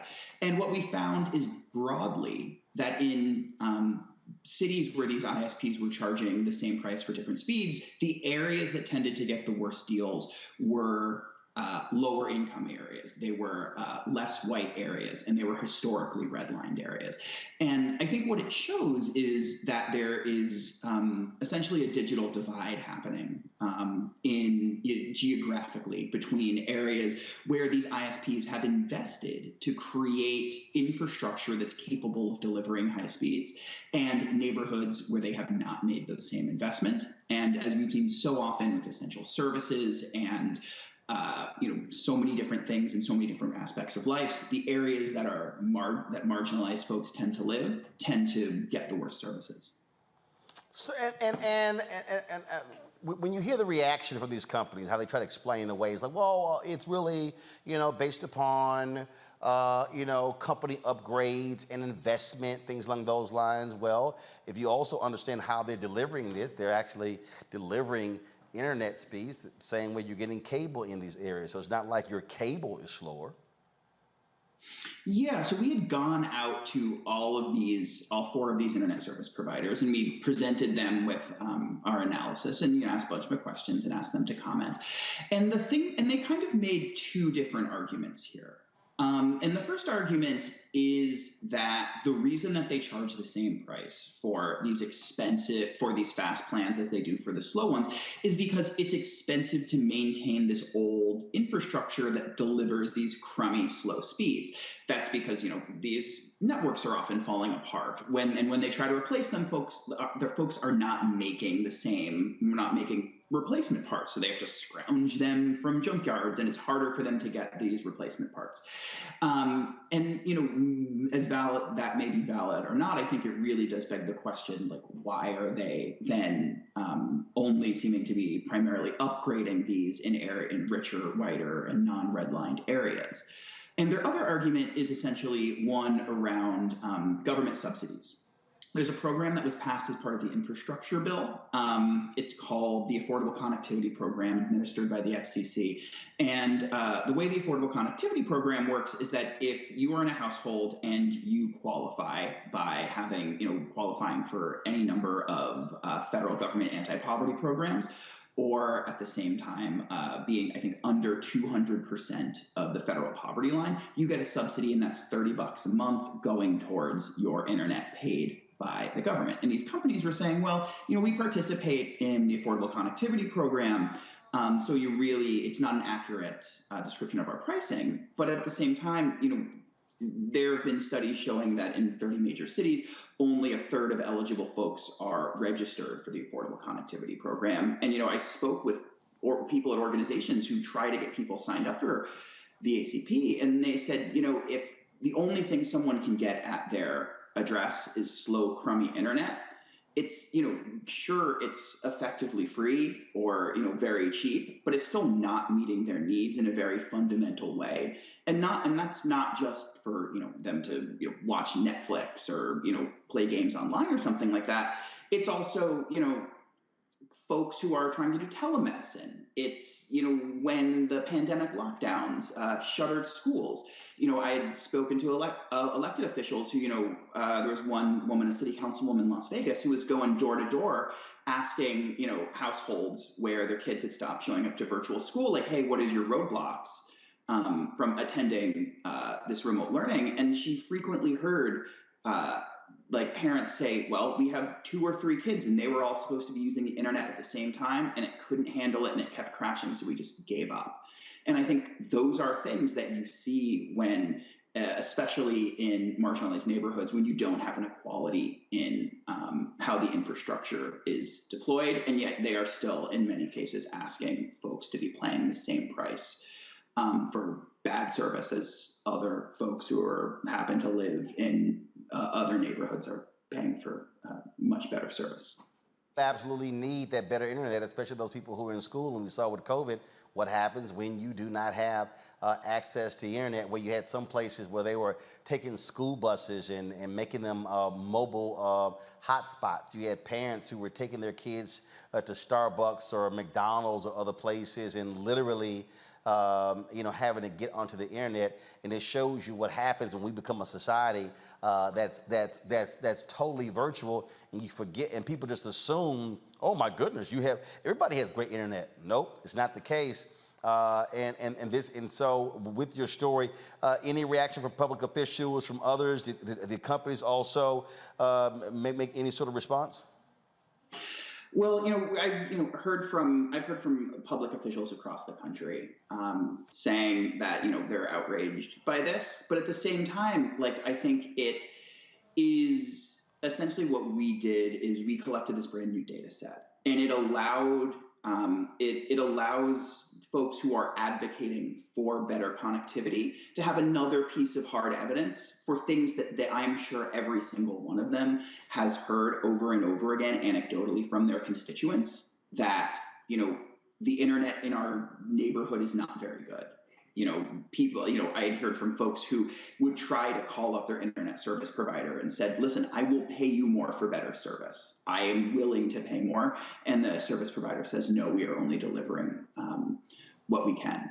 And I think, at the same time, it speaks to this sort of very large kind of information asymmetry that happens between a big, powerful institution like an internet service provider and your, average everyday customer. Because, if you are out there and you are, moving into a house, or you're looking at signing up for internet, you're probably just going to go with the internet service that was already there. Or, you're going to put your address into an ISP's website, and you're going to get your offer, and you're going to say, this is what I'm getting, and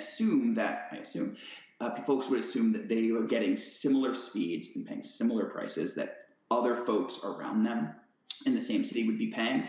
And we found, there are instances where, there would be fast speeds at one house and then a block away, very slow speeds from the same internet service provider. It varies from house to house. It varies from block to block. And I think that is something that people don't intuitively know or intuitively understand, but it's something that internet service providers, it's a reality they're creating based on their kind of investment decisions.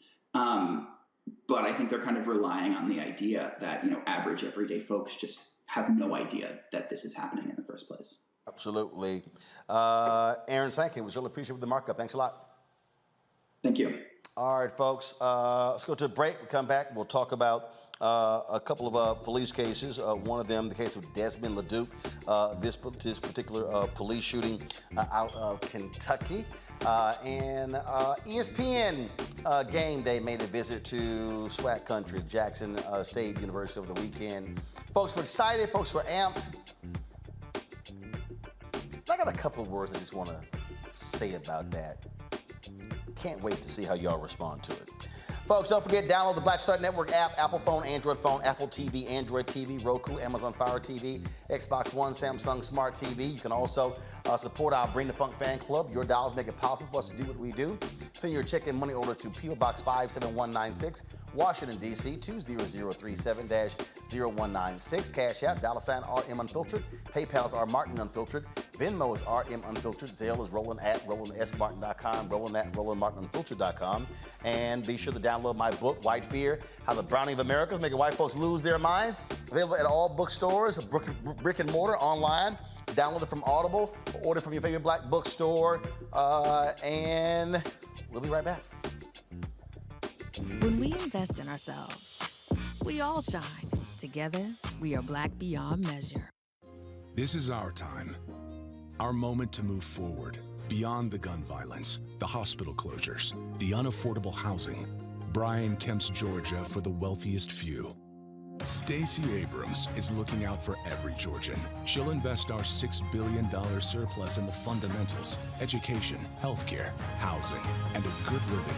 Putting more money in your pocket to build one Georgia, where everyone has the freedom to thrive.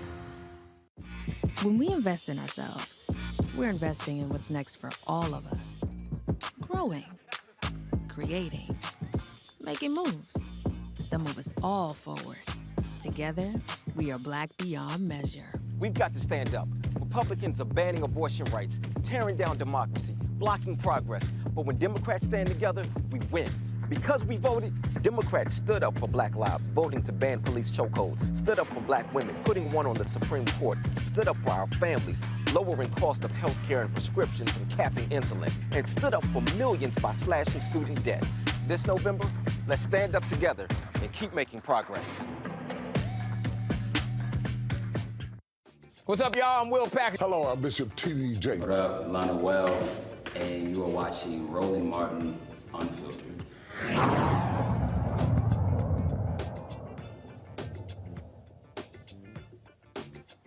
Folks, on Friday, we tell you about the story of a young black man shot by police in Kentucky. 22-year-old Desman LaDuke's family says he was experiencing a mental health crisis, and they thought the officer would help him not shoot him in the chest through a window. Joining us now is Desmond's aunt, Melissa Marks, and her attorney, Sam Aguiar. I'm glad to have both of you here. I am absolutely perplexed here with this story, Melissa, because police say they breached the house and shot him in the house, but the family says he was shot through a window. So I'm not understanding why there are two different stories here. There are two different stories because they lied. And is there any body camera footage from these officers? Were they wearing body cameras? Anything along those lines to actually show what they were doing at the time? Not that they've given us. The only camera footage we have is our own. Our presence there.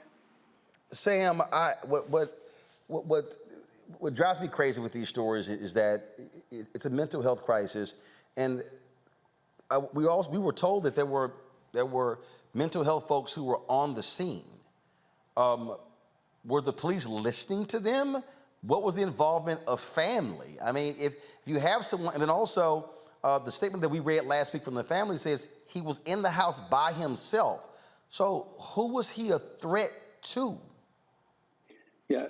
So Roland, it's like a never-ending story with these things, and there's a lot of things. These police, you know how it works after these shootings, they get really vague, and they try to use these words to, essentially get people to create a narrative that's pro-police. But really, Melissa's here. The whole family ended up being on scene for, they say that this is a small town that has a SWAT team for some reason. Why do you need a SWAT team when your whole town's 20,000 people? But what they did is they essentially treated this like it was a hostage negotiation. And so they say they have crisis, people out there, but they were treating it like he had a hostage inside. And you're right. There was nobody inside but him. He was not a threat to anybody but himself. This is a wellness check. It turned into, treating him like he was a terrorist. They surrounded the place, formed a perimeter, 9 different officers pointing rifles at the doors. And you got this kid, we got video that shows that when they arrived, he was fine. He was compliant with police that were outside the door, these patrol officers. But by the time the police escalated it, just like we see on the TV right now, they turned it into, a sniper session. They didn't make entry until after they killed him. Well, actually, he survived for 4 hours, but he was down on the ground. And not only that, when police were done investigating, they also left the door wide open for neighbors to walk by and see nothing but a big pile of blood in the place. But they didn't let the family go inside. Melissa had begged to go in, and Desmond would listen to her and her only, but they told her they would literally tackle her because she was a liability if she tried to make entry to talk to her own child. Okay, and that's where I'm confused, Melissa. How are you a liability when you're the aunt? It's your nephew. And if you decided, if somebody said to you, well, we don't want to be liable if he hurts you, I'm probably sure you would have said, fine, give me something to sign. I actually said that, and I said, what are you going to do if I take off running? He said, I promise you're going to get hurt. So did they make any effort to enlist you or other family members, did they say, hey, we'll put you on the phone with him? Or were y'all completely removed from the situation? I was the only person that he would speak to, and he was getting irritated because they kept trying to tell me what to say to him. And he told them he only wanted to talk to me. He didn't want to talk to anybody else with me. Did you ever talk to him? Yes, several times. And he was getting irritated. He hung up the phone several times because they kept trying to tell me what to say. He was getting irritated because he was like, why are they here with these guns? He was like, why are they pointing these guns at me? He was like, they're going to shoot me. I can't do it to myself, but I know they will. It's always difficult for us to have to interview family members like yourself after stories like this, and we certainly are paying for your loss. Sam, okay, what's next for the police department? Again, who's investigating? Are they going to release body cam footage? What is the next step? Because that's a huge contradiction for the family to say, first of all, for the cops say, we breached the home and then we shot him. But the family said, no, you entered the house after you shot him. Yeah. So I by the grace of God, we had that neighbor that came up with the footage. Who knows what would have happened if we didn't have that? Because initially they tried to basically make the public think, hey, we went inside this home and we got confronted with this guy with a firearm, and obviously that's not what happened. We can see the video right there. Another thing we can see in that video is that literally the individual that was with Melissa and the family the whole time saying, we got plenty of time, we're here for days if we need to be. He was the negotiator. He's standing right by the sniper when the sniper shoots. So, the only way, unfortunately, in these situations in Kentucky, we're a little backwards down here, unfortunately, with these police shootings investigations, because the state police comes in and they basically hold this stuff to their chest instead of letting the public, see things with transparency. So basically, we set up an estate, and typically, unfortunately, these cases result in lawsuits very quickly just so we can get information. It's just still crazy to me that we would have this conversation. Another wellness check, ends in a fatal tragedy, and people again, they're just trying to reach out to authorities to try to, get control of a loved one, and unfortunately, Melissa and her family has to plan a funeral, and cops just continue, and it's sort of like, okay, well, these things happen. And it is so unfortunate. Melissa, again, our condolences to you and your family for the loss of Desmond.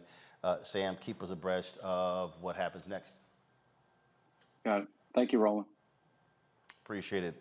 Thank you so much. Jason, this is what is continually frustrating. Right now we're in the middle of an election.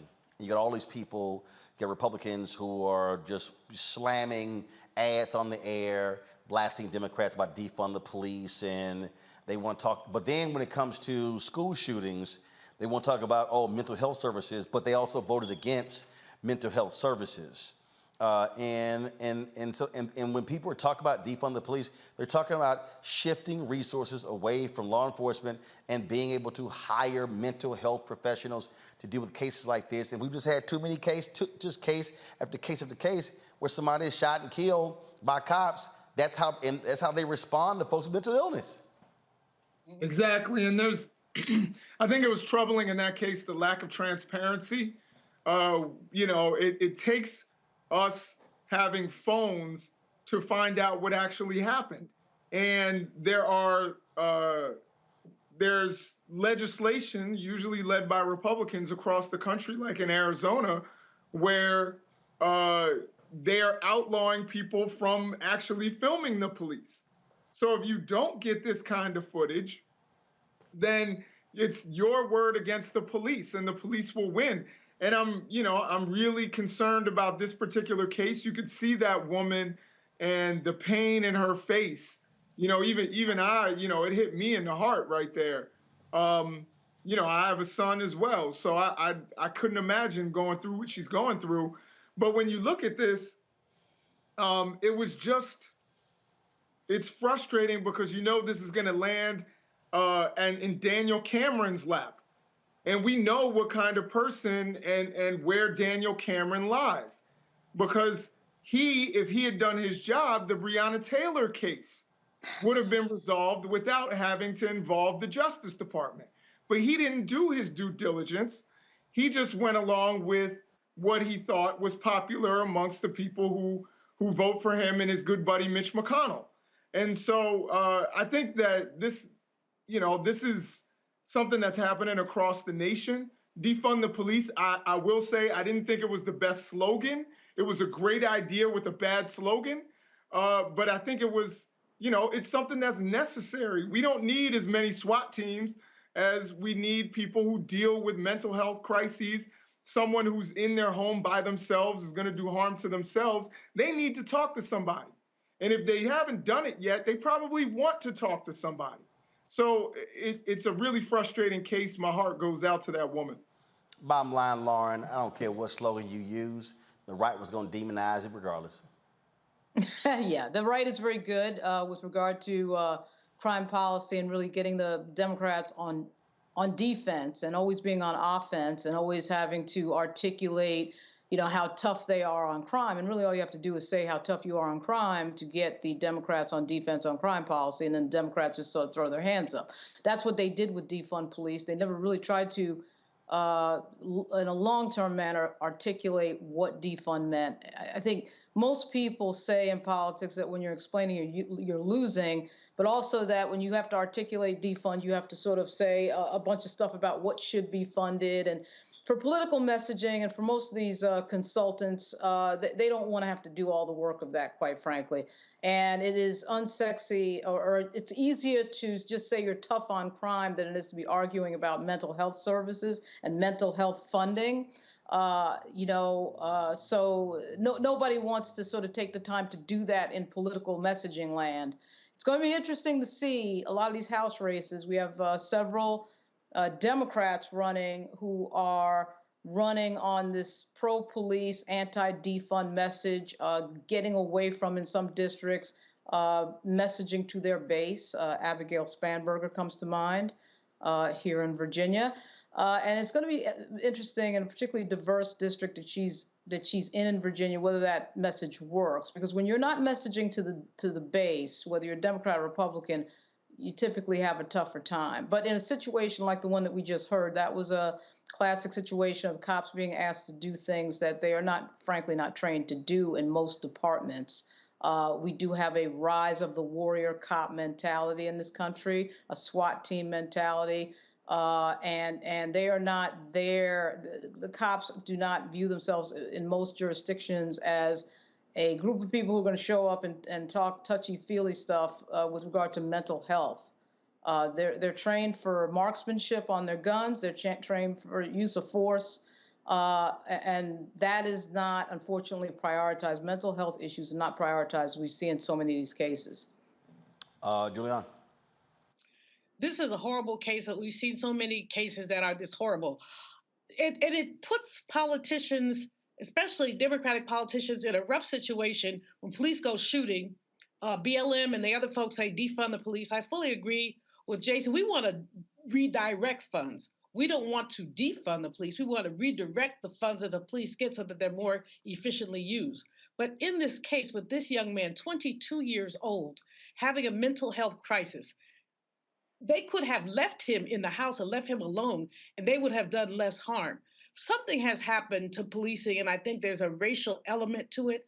These people have gone essentially wild with their guns. When they don't have to use force, they do. Young Black men in particular, but women as well, Breonna Taylor, we could call the roll. But young people, these young people, are being shot because the police don't know what else to do.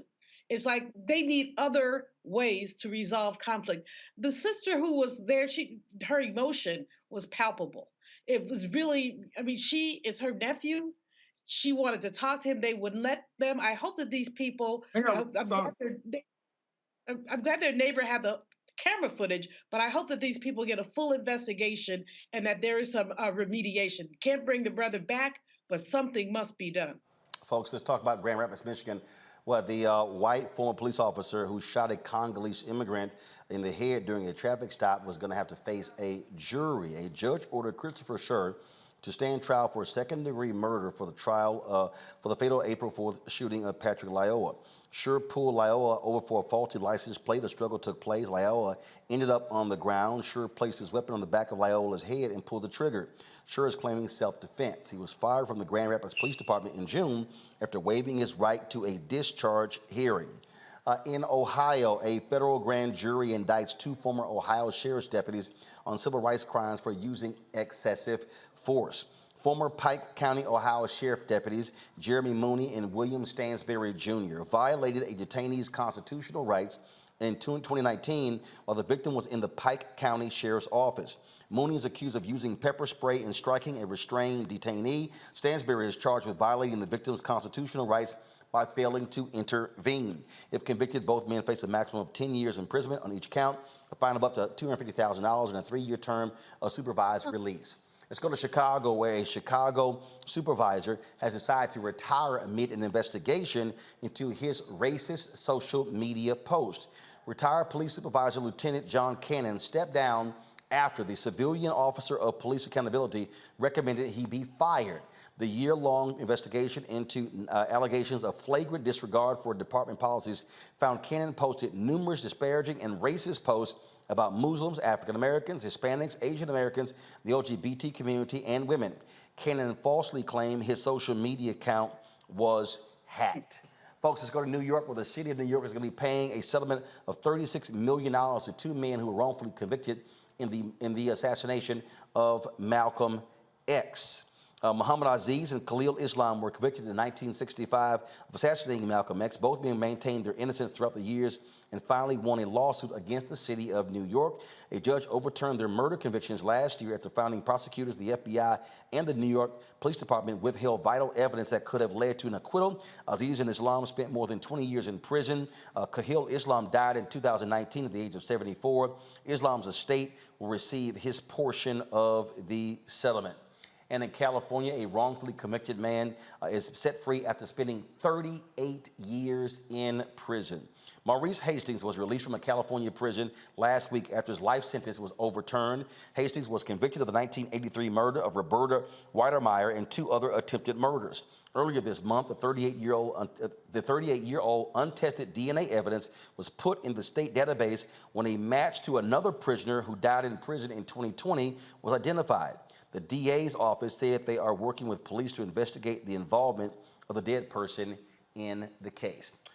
Folks, let's talk about Georgia. Elections taking place there. And Pastor Jamal Bryant, New Birth Missionary Baptist Church, had some strong words to say in the pulpit with regards to the U.S. Senate race between the incumbent Senator Raphael Warnock and, of course, the lying, idiot, bumbling fool Herschel Walker. Check this out. Ladies and gentlemen, when the Republican Party of Georgia moved Herschel Walker from Texas to Georgia so that he could run for Senate, it's because change was taking too fast in the post-antebellum South. The state had been flipped blue, and there are some principalities that were not prepared for a black man and a Jewish man to go to Senate at the exact same time.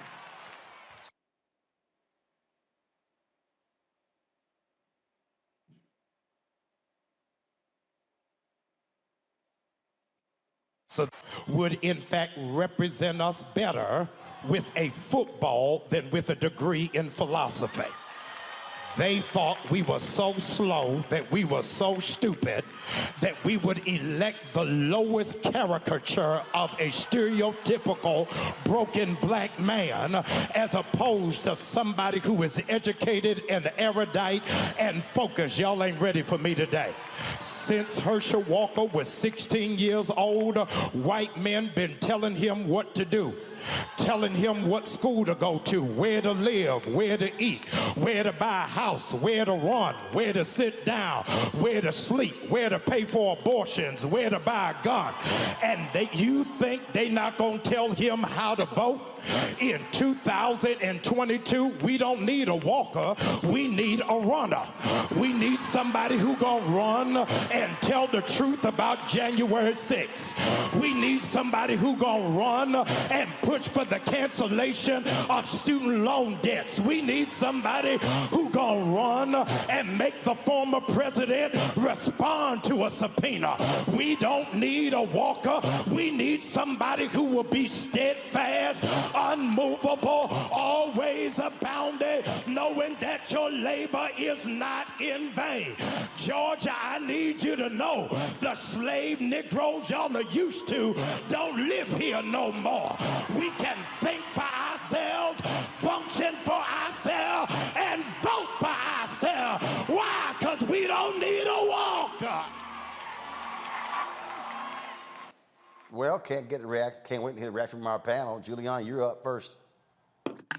I just love that. You know, I was in Georgia this weekend at a conference, and the barrage of pro-Walker ads was amazing. Republicans are spending a lot of money to keep a Walker in there, whereas, as Brother Jamal says, we need a runner. It is disgusting, and I think President Obama said it best on Friday when he said, you would not let someone who's excellent at football drive a plane. So why would you let someone who excelled in football go to the United States Senate to make laws when he doesn't even know anything about the legislative process? Jamal Bryant nailed it, but you know, the polls they're very close, but the poll, Melanie Campbell always says, a poll is nothing but a snapshot in time. I believe that Reverend Warnock can pull it off if people get out to vote. That's always a variable, Roland, getting out to vote. Well, that's just what it boils down to, Lauren, is turnout, turnout, turnout.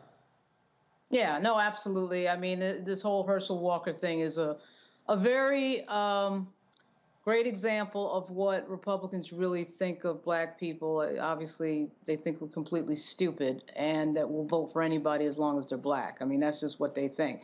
You can't put out Herschel Walker and not be thinking that.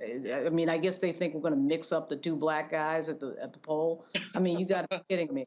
So we've seen this before a lot of times. The Herschel Walker example is an extreme example of somebody who's not qualified to be in the United States Senate and is just a real sort of a joke out there. It's insulting on so many levels. It's extremely insulting, not only to Black voters, but really to everybody else. And it shows you really, it just shows you that the Republican Party is just really not interested in recruiting and finding a candidate that is qualified to run. They would rather just sort of put up a caricature and fund that caricature to some extreme extent and get them into the United States Senate. I mean, really, I think in the Herschel Walker example, it's about who they can control once he gets there. They certainly weren't looking for a free thinker, but I mean, if Herschel Walker gets elected to the United States Senate, I'm telling you, Roland, we got a real problem to figure out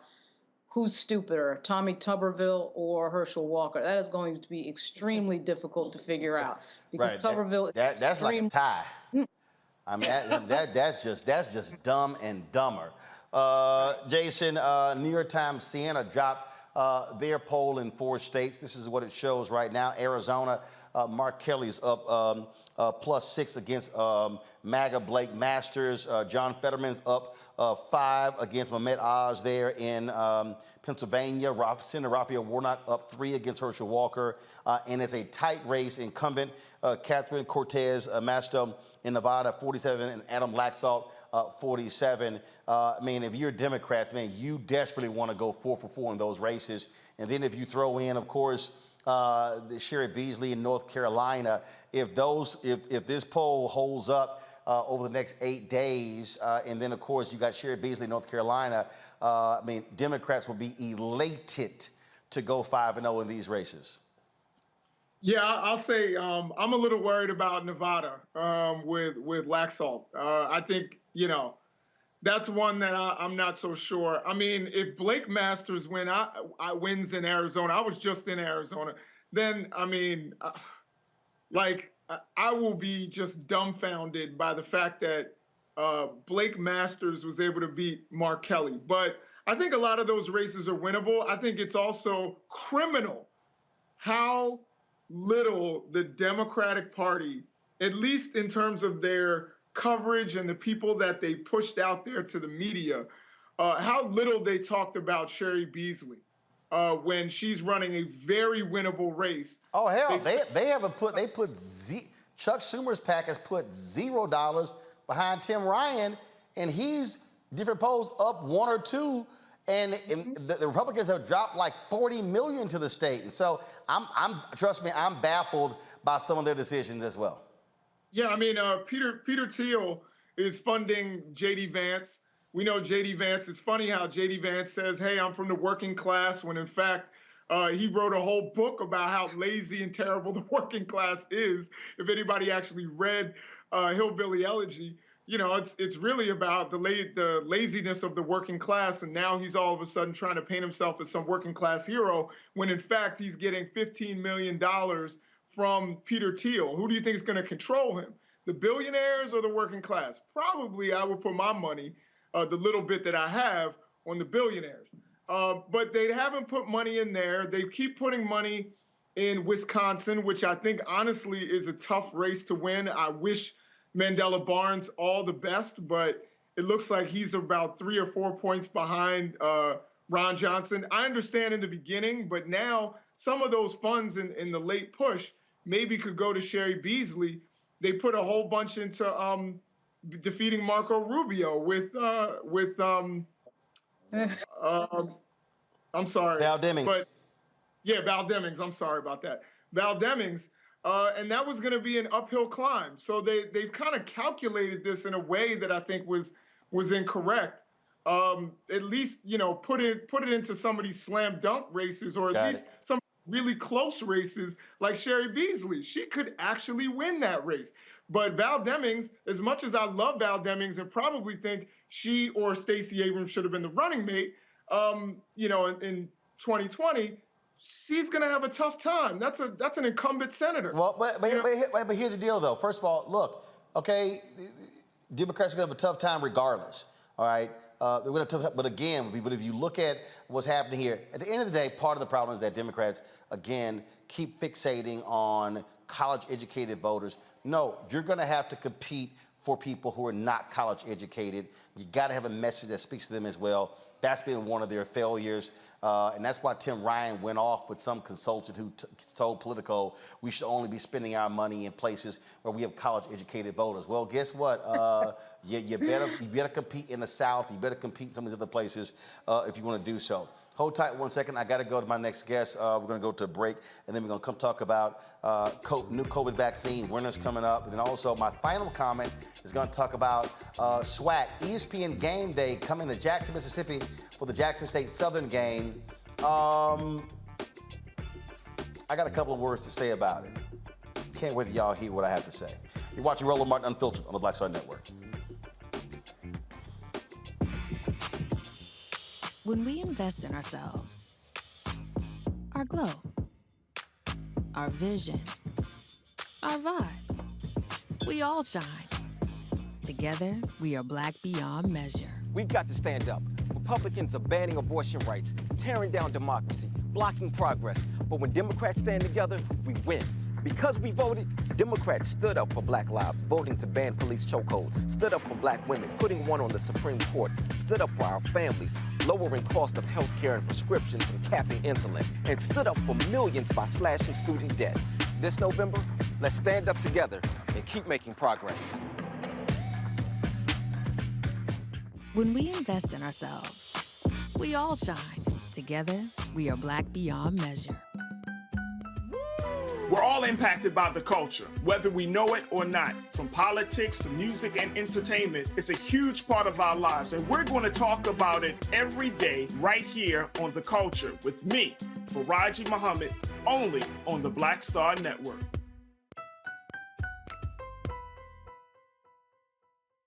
Hi, I'm Eric Nolan. I'm Shantae Moore. Hi, my name is LaToya Luckett, and you're watching Roland Martin Unfiltered.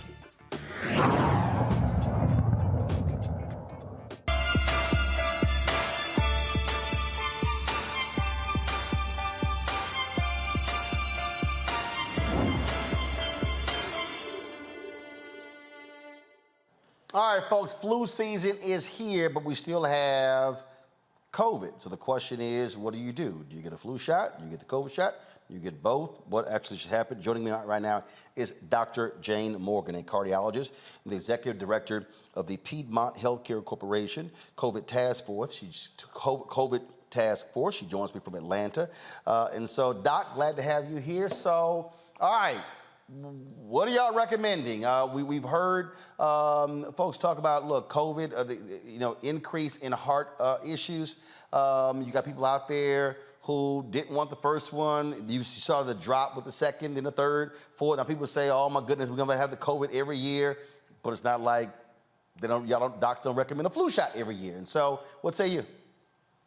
So we see now, where we are in this pandemic, that we've got these emerging, evolving variants, and even more on the way. We've got this BQ1, BQ.1.1, which already is at 27% of all cases here in the United States. So this pandemic is here to stay, driven mostly by our behavior.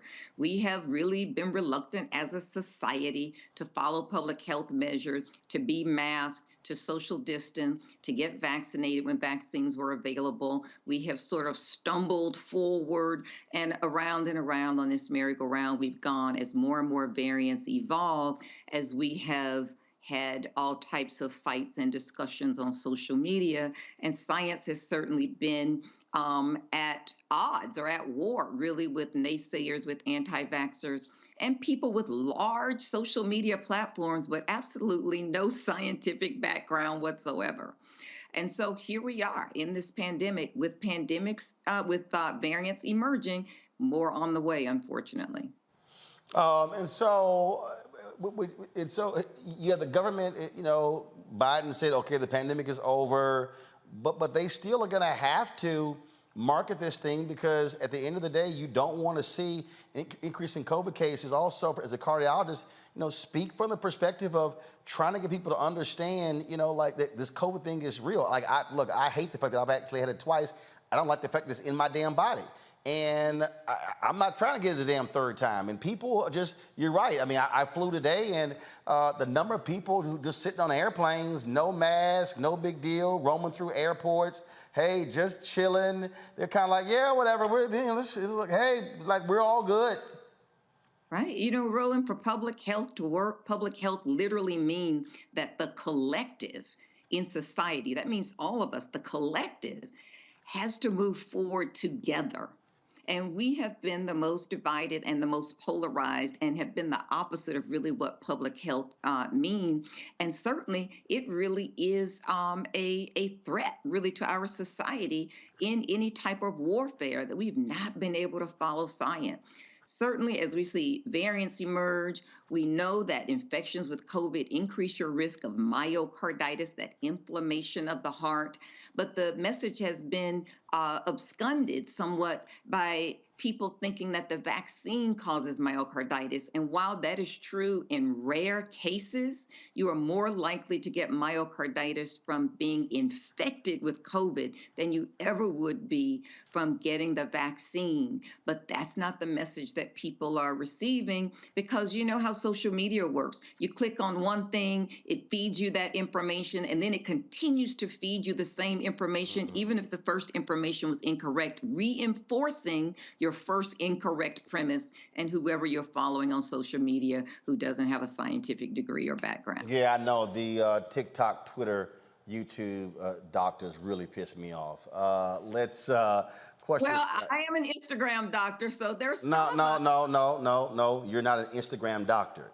You are a doctor on Instagram. I am a doctor on Instagram. That's different. That's different. Absolutely. It's some Instagram doctors who can't even spell medical school. So let's just redone. So you're not an Instagram doctor. You're a doctor on Instagram. That's a huge difference. Let's go to questions from our panel. Lauren, I'll start with you. 1 second. Lauren, get off the phone. What's your question? I really don't have any questions. Okay, all right, no question. All right, Jason.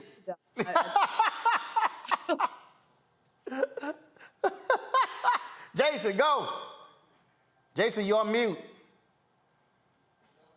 Man, turn the mute button off. No. Can you hear me? Gotcha. Okay. First of all, thank you for coming on. I wanted to know about it. Are they trying to make a vaccine for children younger than 5?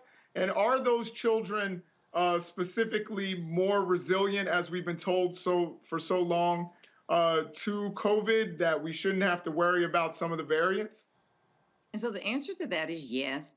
Definitely a vaccine is in development for children younger than the age of 5. Vaccines are already available, and I think maybe what you mean are the booster shots. The other thing that we want to talk about, that I think that you asked about, is this resiliency of children that you hear about. And by and large, children have fared pretty well in this pandemic, but make no mistake, children have certainly died. And don't forget, children have underlying conditions as well. They can have heart disease, they can have lung disease, they can have asthma, they can have cancer, they can have immune challenges, all types of things that would make them succumb to a COVID infection. And the last thing to remember is that all of the variants are not equal. Even though they're all in this same family of SARS-CoV-2, they have different levels of ability and success. It's sort of similar to the Jackson 5. They're not all equal. Some are more successful than others. And that's how we have to think about these variants as well. We are lucky with this particular Omicron family that this family of variants has been successful in that it's been able to spread and has been very transmissible, but has not caused severe disease. But inherent in that lies its strength, in that it has been able to infect more people by not killing them. By killing the host, meaning human beings, it actually kills itself. The virus literally cannot live without the host, human beings, to invade. And so it has become very stealthy in becoming incredibly transmissible. So the more times it infects your body, the more opportunities it has to mutate, to learn, to change, and to create these variants without actually killing the host. But at some point, we might actually get a variant that really will challenge human life. And that's the worst case scenario. Best case scenario is it will mutate itself and burn itself out. That's also a possibility. But it's not telling us which way it's going to go. And here we have another outcropping of subvariants of BA5, BQ1.1, BQ.1, and we see that they are starting to rise as well, and they can evade our medical therapeutics, they can evade our vaccines, and they can even evade Evusheld and our monoclonal antibodies, all of this wonderful science that we have brought to you in record time, really. And yet our behavior is outstripping the ability of science to create these therapeutics. Julian. Doc, thanks for being with us. I appreciate you, appreciate your knowledge. I've been doing some reading about COVID. I guess you're not supposed to do that because then they'll send me bad information if I got it on the internet. But doing some reading about the long-term effects of COVID. Some people get COVID, they recover, but some doctors are saying there's something will stay in your body and you may have long-term effects. Can you expound on that a little bit? I've had COVID once, don't want to have it anymore, but what can I look forward to in 2 years, 3 years, 5 years that may be residuals from COVID? Such good questions. We're talking about long COVID, and we see already that we probably have about 1 million sufferers in the United States that may go on to develop and file for disability. That isn't going to be an incredible burden and responsibility here to the United States, and probably more on the way. What we know about long COVID, these manifestations of COVID after your infection, and think about this. This is independent of whether you had a severe infection, were actually hospitalized, or whether you were completely asymptomatic and at home and sort of just counting day 5 days and watching a mini-series. Either way, you actually have a risk of developing long COVID. The person who's hospitalized has a greater risk, but the person who is at home with no symptoms at all is not risk-free. And so what are these symptoms that really are leading to disability? This shortness of breath, this long-term infection of the heart, and then this brain fog, this confusion, the ability which makes it difficult for you to go back to work, to be able to think and maintain the task of maintaining your job. For students and children specifically, it makes it a challenge for them to be successful in school because it's difficult for them to retain things in their memory. And so we are expecting a large number of people, unfortunately, to move on into disability. We see these symptoms arise 3 to 6 months following the infection, and they can go on for 1 to 2 years, and some of them have continued on for long periods of time. Oftentimes, it can mimic even something called chronic fatigue syndrome, if you've heard of that. And it's just that chronic feeling of heaviness and inability to move forward, inability to motivate yourself, lack of energy, lack of drive, all of that with this chronic fatigue syndrome, it is very much mixed in with long COVID. We have a lot to learn, but we certainly don't want to learn it on you. Make certain that everybody protect yourselves. Variants are still around. If you haven't been immunized, at least make certain that you follow public health measures. Keep your mask with you. And when you're in indoor settings, certainly when it is crowded, wear your mask. That protects you. It also protects others, but it protects you. All right, then. Dr. Morgan, we appreciate it. A real doctor. Thank you. Yes, a real doctor. Degrees. Okay, a real doctor. Yes. On Instagram, but a real doctor. Yeah, a real doctor on Instagram. Thanks a lot. I appreciate it. Bye. Thanks, Roland. All right, folks, going to do a quick break, and I'm going to come back talk about ESPN Game Day coming to Jackson State University. Is this an example of white validation? I'll explain when we come back on Roland Martin Unfiltered on the Black Star Network. Folks, Black Star Network is here.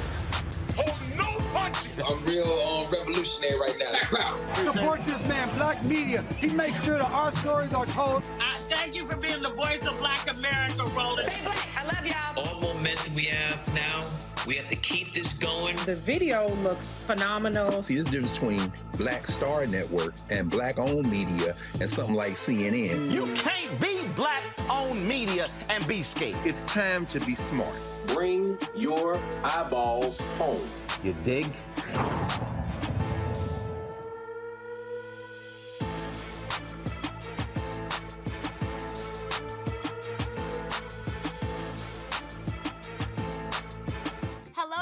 It's Kiara Sheard. Hey, I'm Taj. I'm Coco. And I'm Lily. And we're SWV. What's up, y'all? It's Ryan Destiny, and you're watching Roland Martin Unfiltered.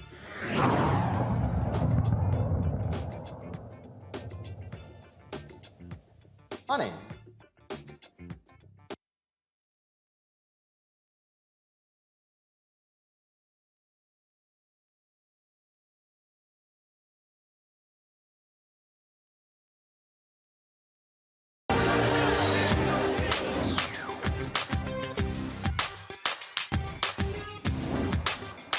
Been frozen out. Facing an extinction level event. We don't fight this fight right now. You're not going to have Black-owned media. Folks, Jackson, Mississippi was on fire Saturday when ESPN Game Day brought their morning show to Jackson, Mississippi. This is some of what took place here. You hear Pat McAfee, one of the folks, boy, he was fired up for ESPN to be there in Jackson. Watch this. Heard that Stephen A. Smith was going to be the guest picker. Yeah. I pontificated profusely about what I was going to wear. I put a tie on this Halloween weekend to show respect for Stephen A. and everything he does on the day-to-day in the suit on TV. Last night, I got to eat a little Johnny T's. I went to the Boombox Battle of the Bands last night, and it was the most electrifying thing I have ever been a part of. You walk around campus and they say, "Fired up, J-State, fired up." You talk about Coach Prime. Coach Prime says, "This is a moment. I need a moment." The moment ends with that song being chanted all evening. Give me Jackson State, like they won the Battle of the Bands last night. It's really very simple. It's really very I didn't fly down here this morning to watch my brother Prime Time lose a game. Jackson State went 8 consecutive years losing to Southern before they broke that streak last year, and they beat them. They gonna do it again. Jackson State, big time. Today, they take them out. Yeah. That's why I'm here. That's why I'm here. I come here to watch Jackson State and my man Prime Time mess up and lose this game. They're gonna handle their business and make sure to remind Southern. And Deion Sanders, head coach of Jackson State, talked about the fans coming out and the reaction to ESPN Game Day coming. We're truly victorious, but that was not the highlight of the day. I think the highlight of the day is how we all came together as a people and supported College Game Day. White, black, Hispanic, Asian, all ethnicities, all social climates, social statuses, and we did that. I was praying and praying and praying that God would not allow it to rain and storm so that we could show America that we could show up and show out. And we did. And I'm so darn proud of Jackson, Mississippi. You have no idea. Just driving through the crowd on the way to the stage had me darn in tears just thinking about where we started from. It was phenomenal. It really was. It took me back once I rolled through and got there in that seat to feel it. And to turn around and see Southern cheerleaders right there and to see Jackson State's right there. That's what it's all about. That's what I've been talking about, equality, you know? So it would be a darn fool of us to just hoard all the attention, all the love, and not share it with our brothers and sisters. And we shared it. And then the city shared their love, and I love it. It was a beautiful thing. Beautiful thing. I'll never forget that moment.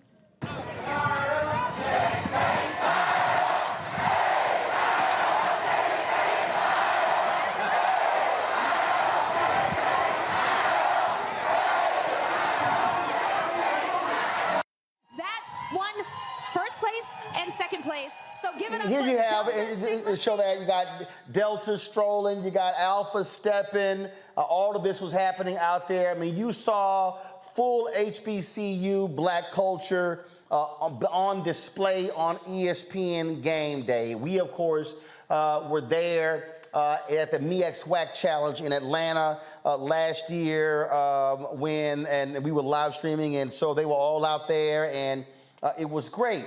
And it was great to see folks show out. And these things happen when you're talking about a Game Day or Good Morning America or the Today Show, and folks are excited to be on these national platforms and being able to show folks. And obviously, if you're Coach Deion Sanders, you want that level of attention on your program. You want potential athletes to see it. You want your alumni to see it as well. But there was something that was in that particular soundbite that Coach Sanders said when he said what was on display when Game Day came here was equality.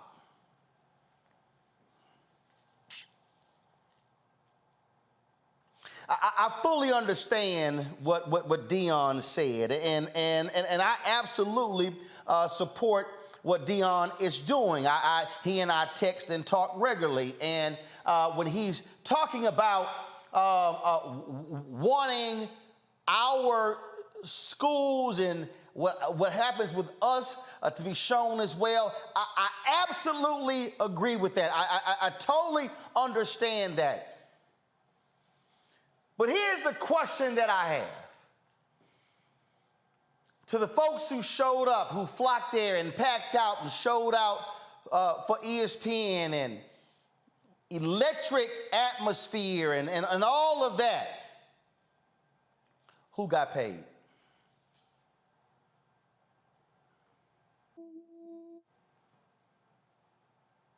who got paid. ESPN Game Day, College Game Day, is sponsored by Home Depot.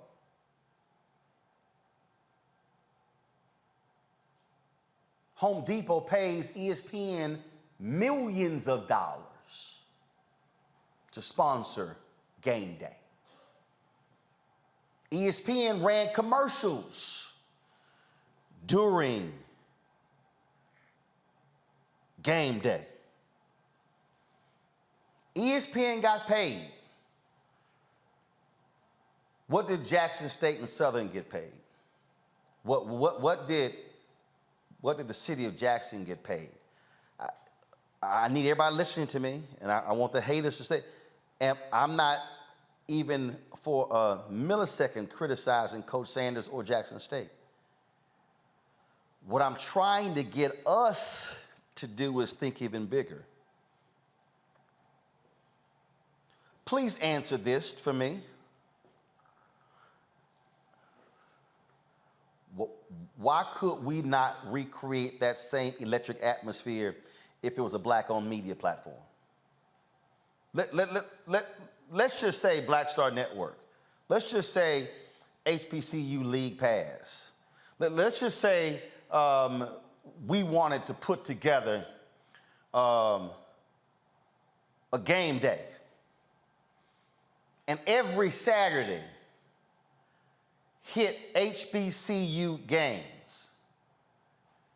Literally creating the same atmosphere, bringing in acts, having your stands and all that sort of stuff along those lines. Here's the question. Would Home Depot cut us the same check they cut ESPN? Could we go to Lowe's, who has a black CEO? Y'all pull it up for me. Could we go to him and say, how about y'all be the sponsor of this? But here's the other deal. Would thousands of African Americans show up if it was a black-owned platform and not ESPN? Do we have the same fervor if it's ours? I'm putting something out there that at some point we have got to begin to ask ourselves, do we have the same vigor for a black-owned media platform and showing up and showing out? Because I can tell y'all right now, if 8 to 10, I love this. I love it when somebody walks right into the pocket of what I'm talking about. Somebody on Instagram, Terry Harris, tweeted, "Do you have the same reach?" Terry, you can't get the same reach if you don't have access to the money. You walked right into it, Terry. See, Terry, you don't sit in the meetings that I do. You don't sit and have the circular conversations that I do. Terry, when you get access to the money, you can then hire the marketing folks, and you can hire the entertainment folks who can then come in to attract the crowd, and then you can market to the audience to watch your product, to get the eyeballs, to get the ratings, to get the views, to get the reach. So part of the reason here, Terry, why black-owned media does not have the reach, does not have the scale, is also partly because a lot of black folks are unwilling to ride with us. We'll flock to an ESPN real quick. We'll flock to a Good Morning America real quick. We'll flock to a Today Show real quick.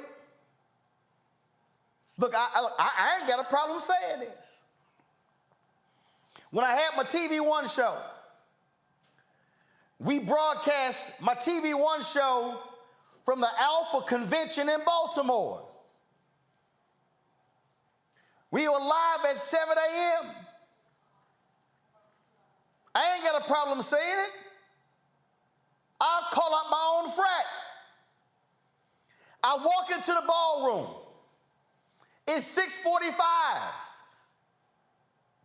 How many people in the ballroom? Not 1,000. Not 500. Not 250. Not 100. Not 50. Less than 20. The late brother Henry Stewart. I said, Henry walked, he's like, what? Henry's new exec. He was like, get y'all ass on the phone and wake cats up to bring their ass down here. And I said to Henry, how many other morning shows doing a show from the Alpha Convention? How many other morning shows hosted by an Alpha? I said, I'm gonna be mad as hell if folk not in this room. Flip that. If Good Morning America was at the Alpha Convention, bet you the room would have been packed.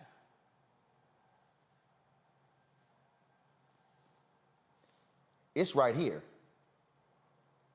It's right here. What we are going to have to learn as Black people is that we are going to have to confront our need and desire for white validation.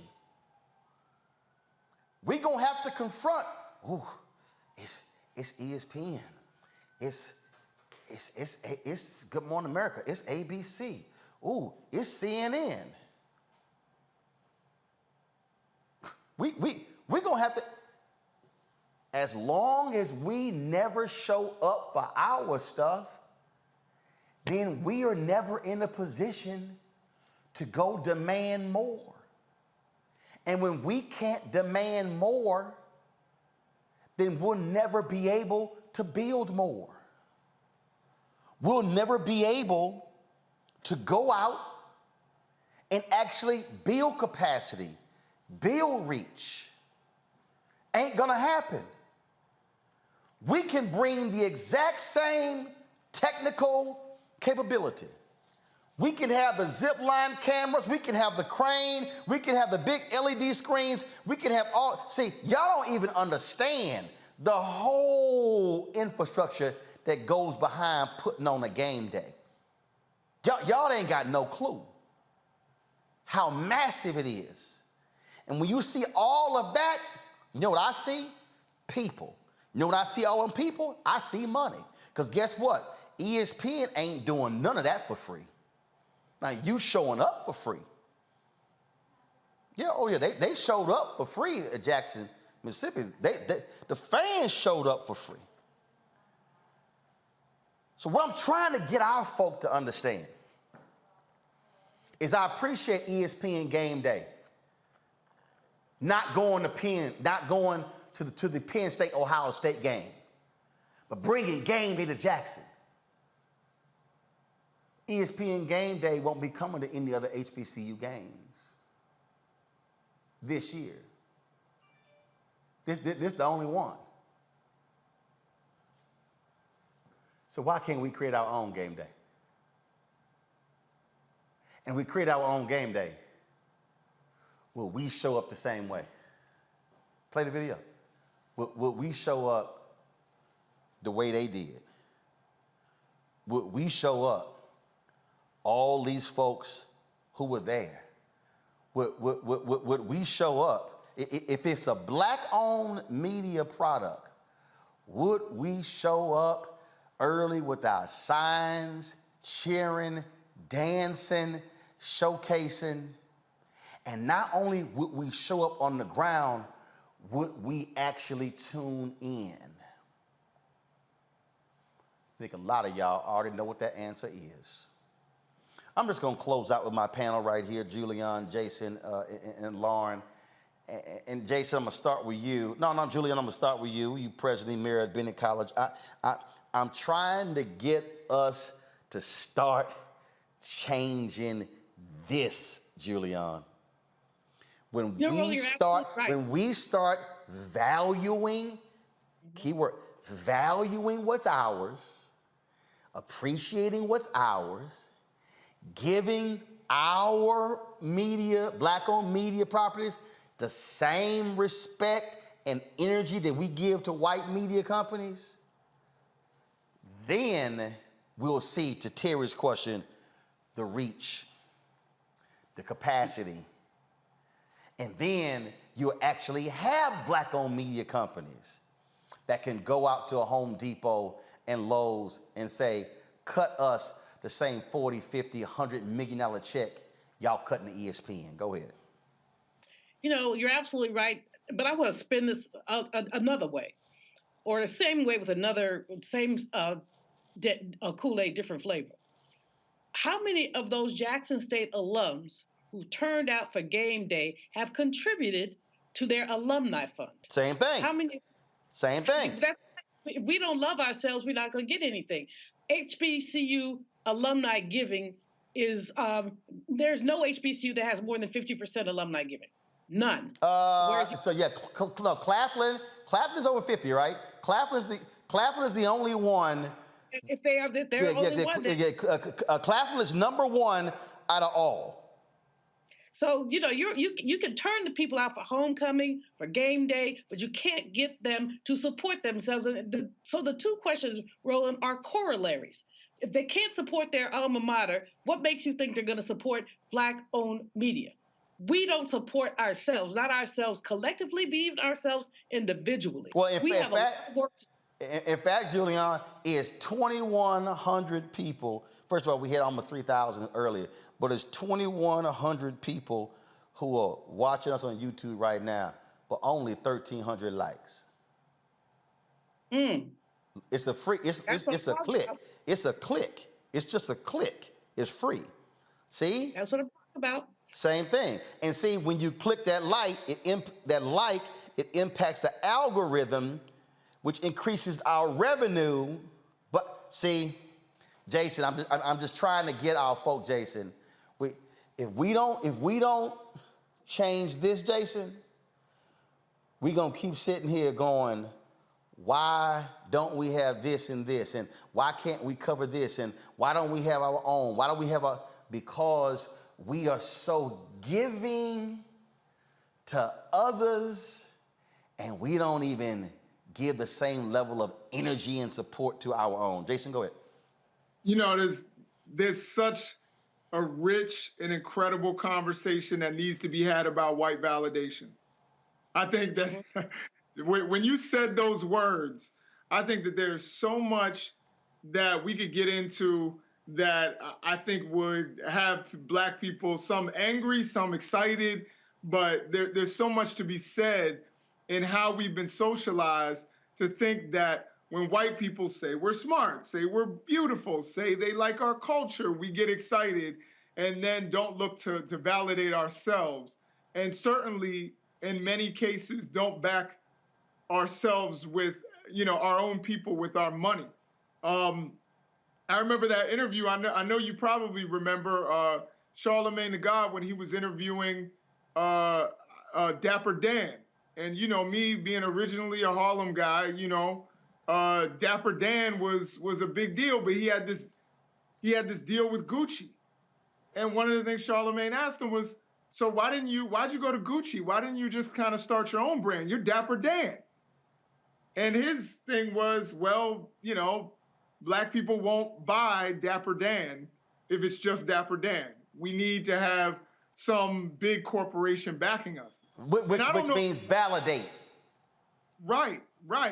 And I think we need to look at it and say, hey, this is a luxury Black brand, and I'm willing to pay luxury prices to have this luxury Black brand. Or I'm willing to pay, for Black media. Or I'm willing to, I don't need necessarily game day to come through if we can get a similar product from a Black-owned media source. And then, of course, the people who get rich in the Black community from Black dollars, you have a responsibility to give some back to the Black community. Because I don't want to, let's say we get 3 more Black billionaires. Yeah, you could buy another pool and another jet plane. That's cool and on the backs of Black people. But I think you also have a responsibility to give back. There's a circular process that needs to happen here. But we also need for Black people to understand your brothers and sisters make good products. Roland Martin, I go on every show in news. I've been on just about all of them. And this is as good a product as you will find anywhere in terms of the quality. Why aren't there 2 million people watching Roland Martin?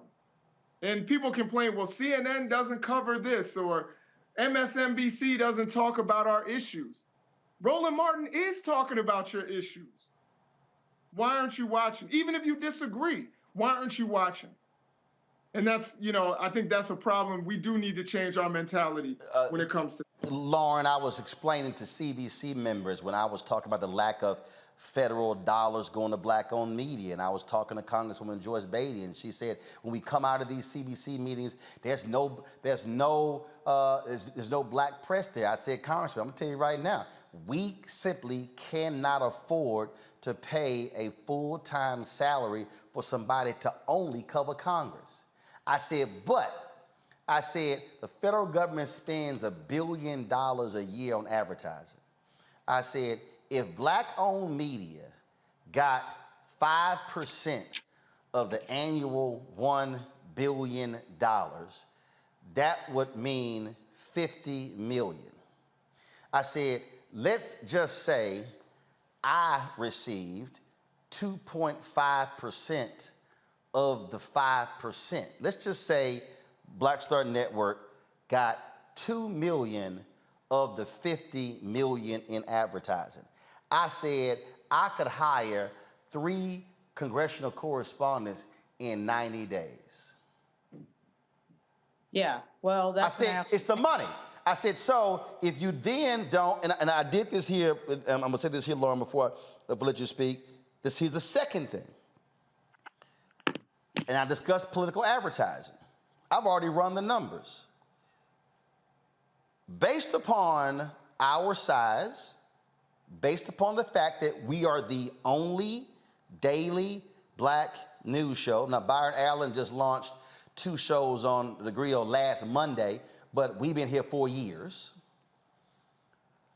We should have, if you look at just political advertising dollars, we should have received about $2 million. $2 million was our target for 2022, for the midterm elections.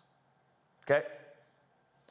Let's just say the Black tax is in effect and we only get 25% of what we should be getting.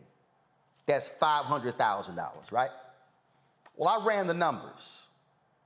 The total amount of political advertising we have received this election season is $157,000. I'm just going to just give you this one here, Lauren.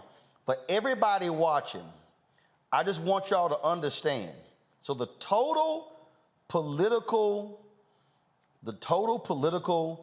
157,000, which means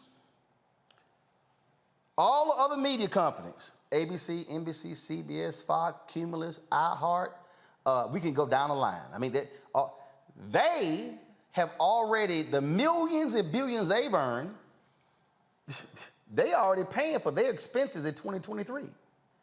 Their 2023 budget is being paid for the profit of what they made in 2022 because of political spending. So when we, Black-owned media, are not able to lock in even those dollars, then we are left to fight and claw and scrounge and to be able to pay bills.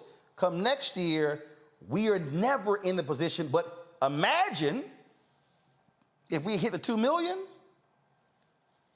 there are 5 to 8 people I could hire for 2023, and then you go into 2024 presidential election year, and let's say you should be doing 4 to 5 million in political advertising versus the 2. That's how, to Terry's point, how you build reach, build capacity. And that, in a nutshell, y'all, explains why Black-owned media is never in a position to do that, because our Black consumers, we have to value us, watch us, support us, show up, show out, like game day. And so then when we go to the Home Depot and Lowe's, we go, look at the numbers, look who's showing up, cut the same check, you're cutting ESPN. Lauren, go ahead. Well, the money that you were talking about with regard to Joyce Beatty and the political advertising and the party, you know, I don't understand. At some point, there does need to be sort of an ultimatum, it seems to me, of telling people, if we don't get the money, if we don't get this, we're not going to encourage people to vote like we've been encouraging people to vote on the air. I mean, what part of the Democrats are in charge of everything right now, and this is still not happening, don't we understand? We've been talking about this for years. I can remember when, you know, Eleanor Holmes Norton had a press conference out at the Capitol years ago. And the study she did with NNPA in 2018. Right. And so I think we need a new, tougher, tangible asking strategy, frankly, with that particular issue, because it seems like we are amplifying a lot of, certainly, there's a lot of amplification going on with the DNC and DCCC messaging, and yet, what is the return on investment? At some point, there should be a return on investment for that. Yeah. Particularly if what few media organizations we have are actually covering, you know, what the Democrats are doing. Yeah. With regard to Jackson State, I actually think that when we say, you know, white validation, I'm not sure that we can't do two things at the same time there. I mean, we can be on ESPN and violate and support our own stuff. But we don't. No. In fact, we don't. Amplify stuff. I mean, Jackson State can use ESPN to amplify Jackson State. No. And then continue on with what they're. No, absolutely. No. But I'm speaking to what was actually happening, which is what Julianne's point is, and that is her point. A lot of folk flocking out there. How many even send a nickel back to the school? So it's all the sort of same thing. And so what we're saying is we are and it's just, it is a psychological thing that we have to deal with, which is why I keep saying we need a massive reprogramming on Black America. We are like, whoo, ESPN, game day, they came to Jackson State. Great. What did Jackson State got? Yes, attention. But ESPN was paid to be there. Home Depot cut a big-ass check. That's why this segment's called Where's Our Money? I'm just trying to get us to be thinking a lot different. We show up and show out for others when, again, the majors show up. I want us to learn to create a major for ourselves. That's why when I tweeted this out to some folks and I said, look, a lot of y'all leaving Twitter, I said, download Fanbase, Black-owned app, Isaac Hayes III. I said, Black people, we made Twitter hot, Facebook hot, Clubhouse hot. But when we have something that's Black-owned, we like, I don't know. I heard somebody say, well, you know, Fanbase got some glitches. Shit, I remember when Facebook and Twitter had a lot of glitches. Instagram had a lot of glitches.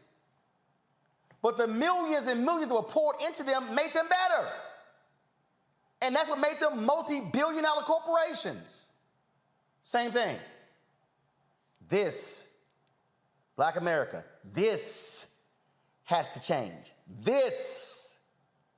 And when we stop being fixated on white validation, whether we want to admit to it or not, then our community changes, then our organizations change, then our colleges changes, our communities changes, our black-owned companies change.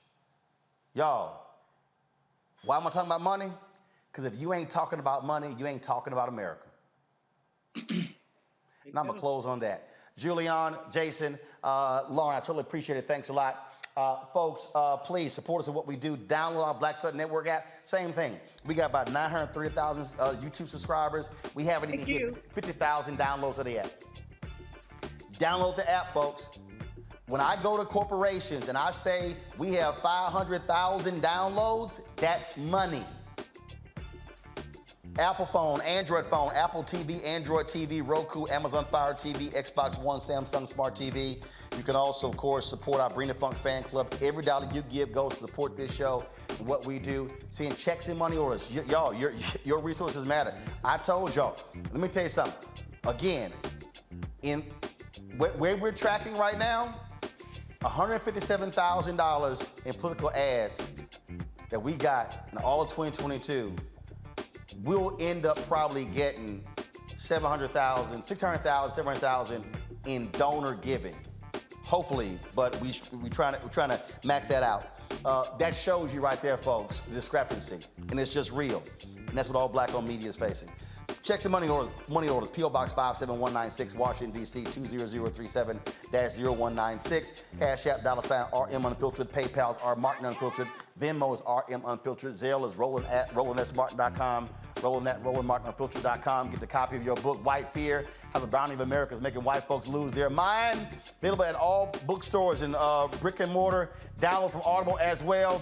And y'all see my Astros, here's the deal, raining in Philadelphia, so no game 3 tonight. So I sent Mark Lamont Hill and some other Philly folks my setup. So you know I had to have all my Astros stuff getting ready for game 3. So game 3 is going to be tomorrow. And so we look forward to that tomorrow. So y'all know how I do. And so this is, of course, won a World Series in 2017. And so I'm looking forward to getting some new gear, seeing World Series champs in 2022. I'll see y'all tomorrow right here on Roland Martin Unfiltered on the Black Star Network. Hi!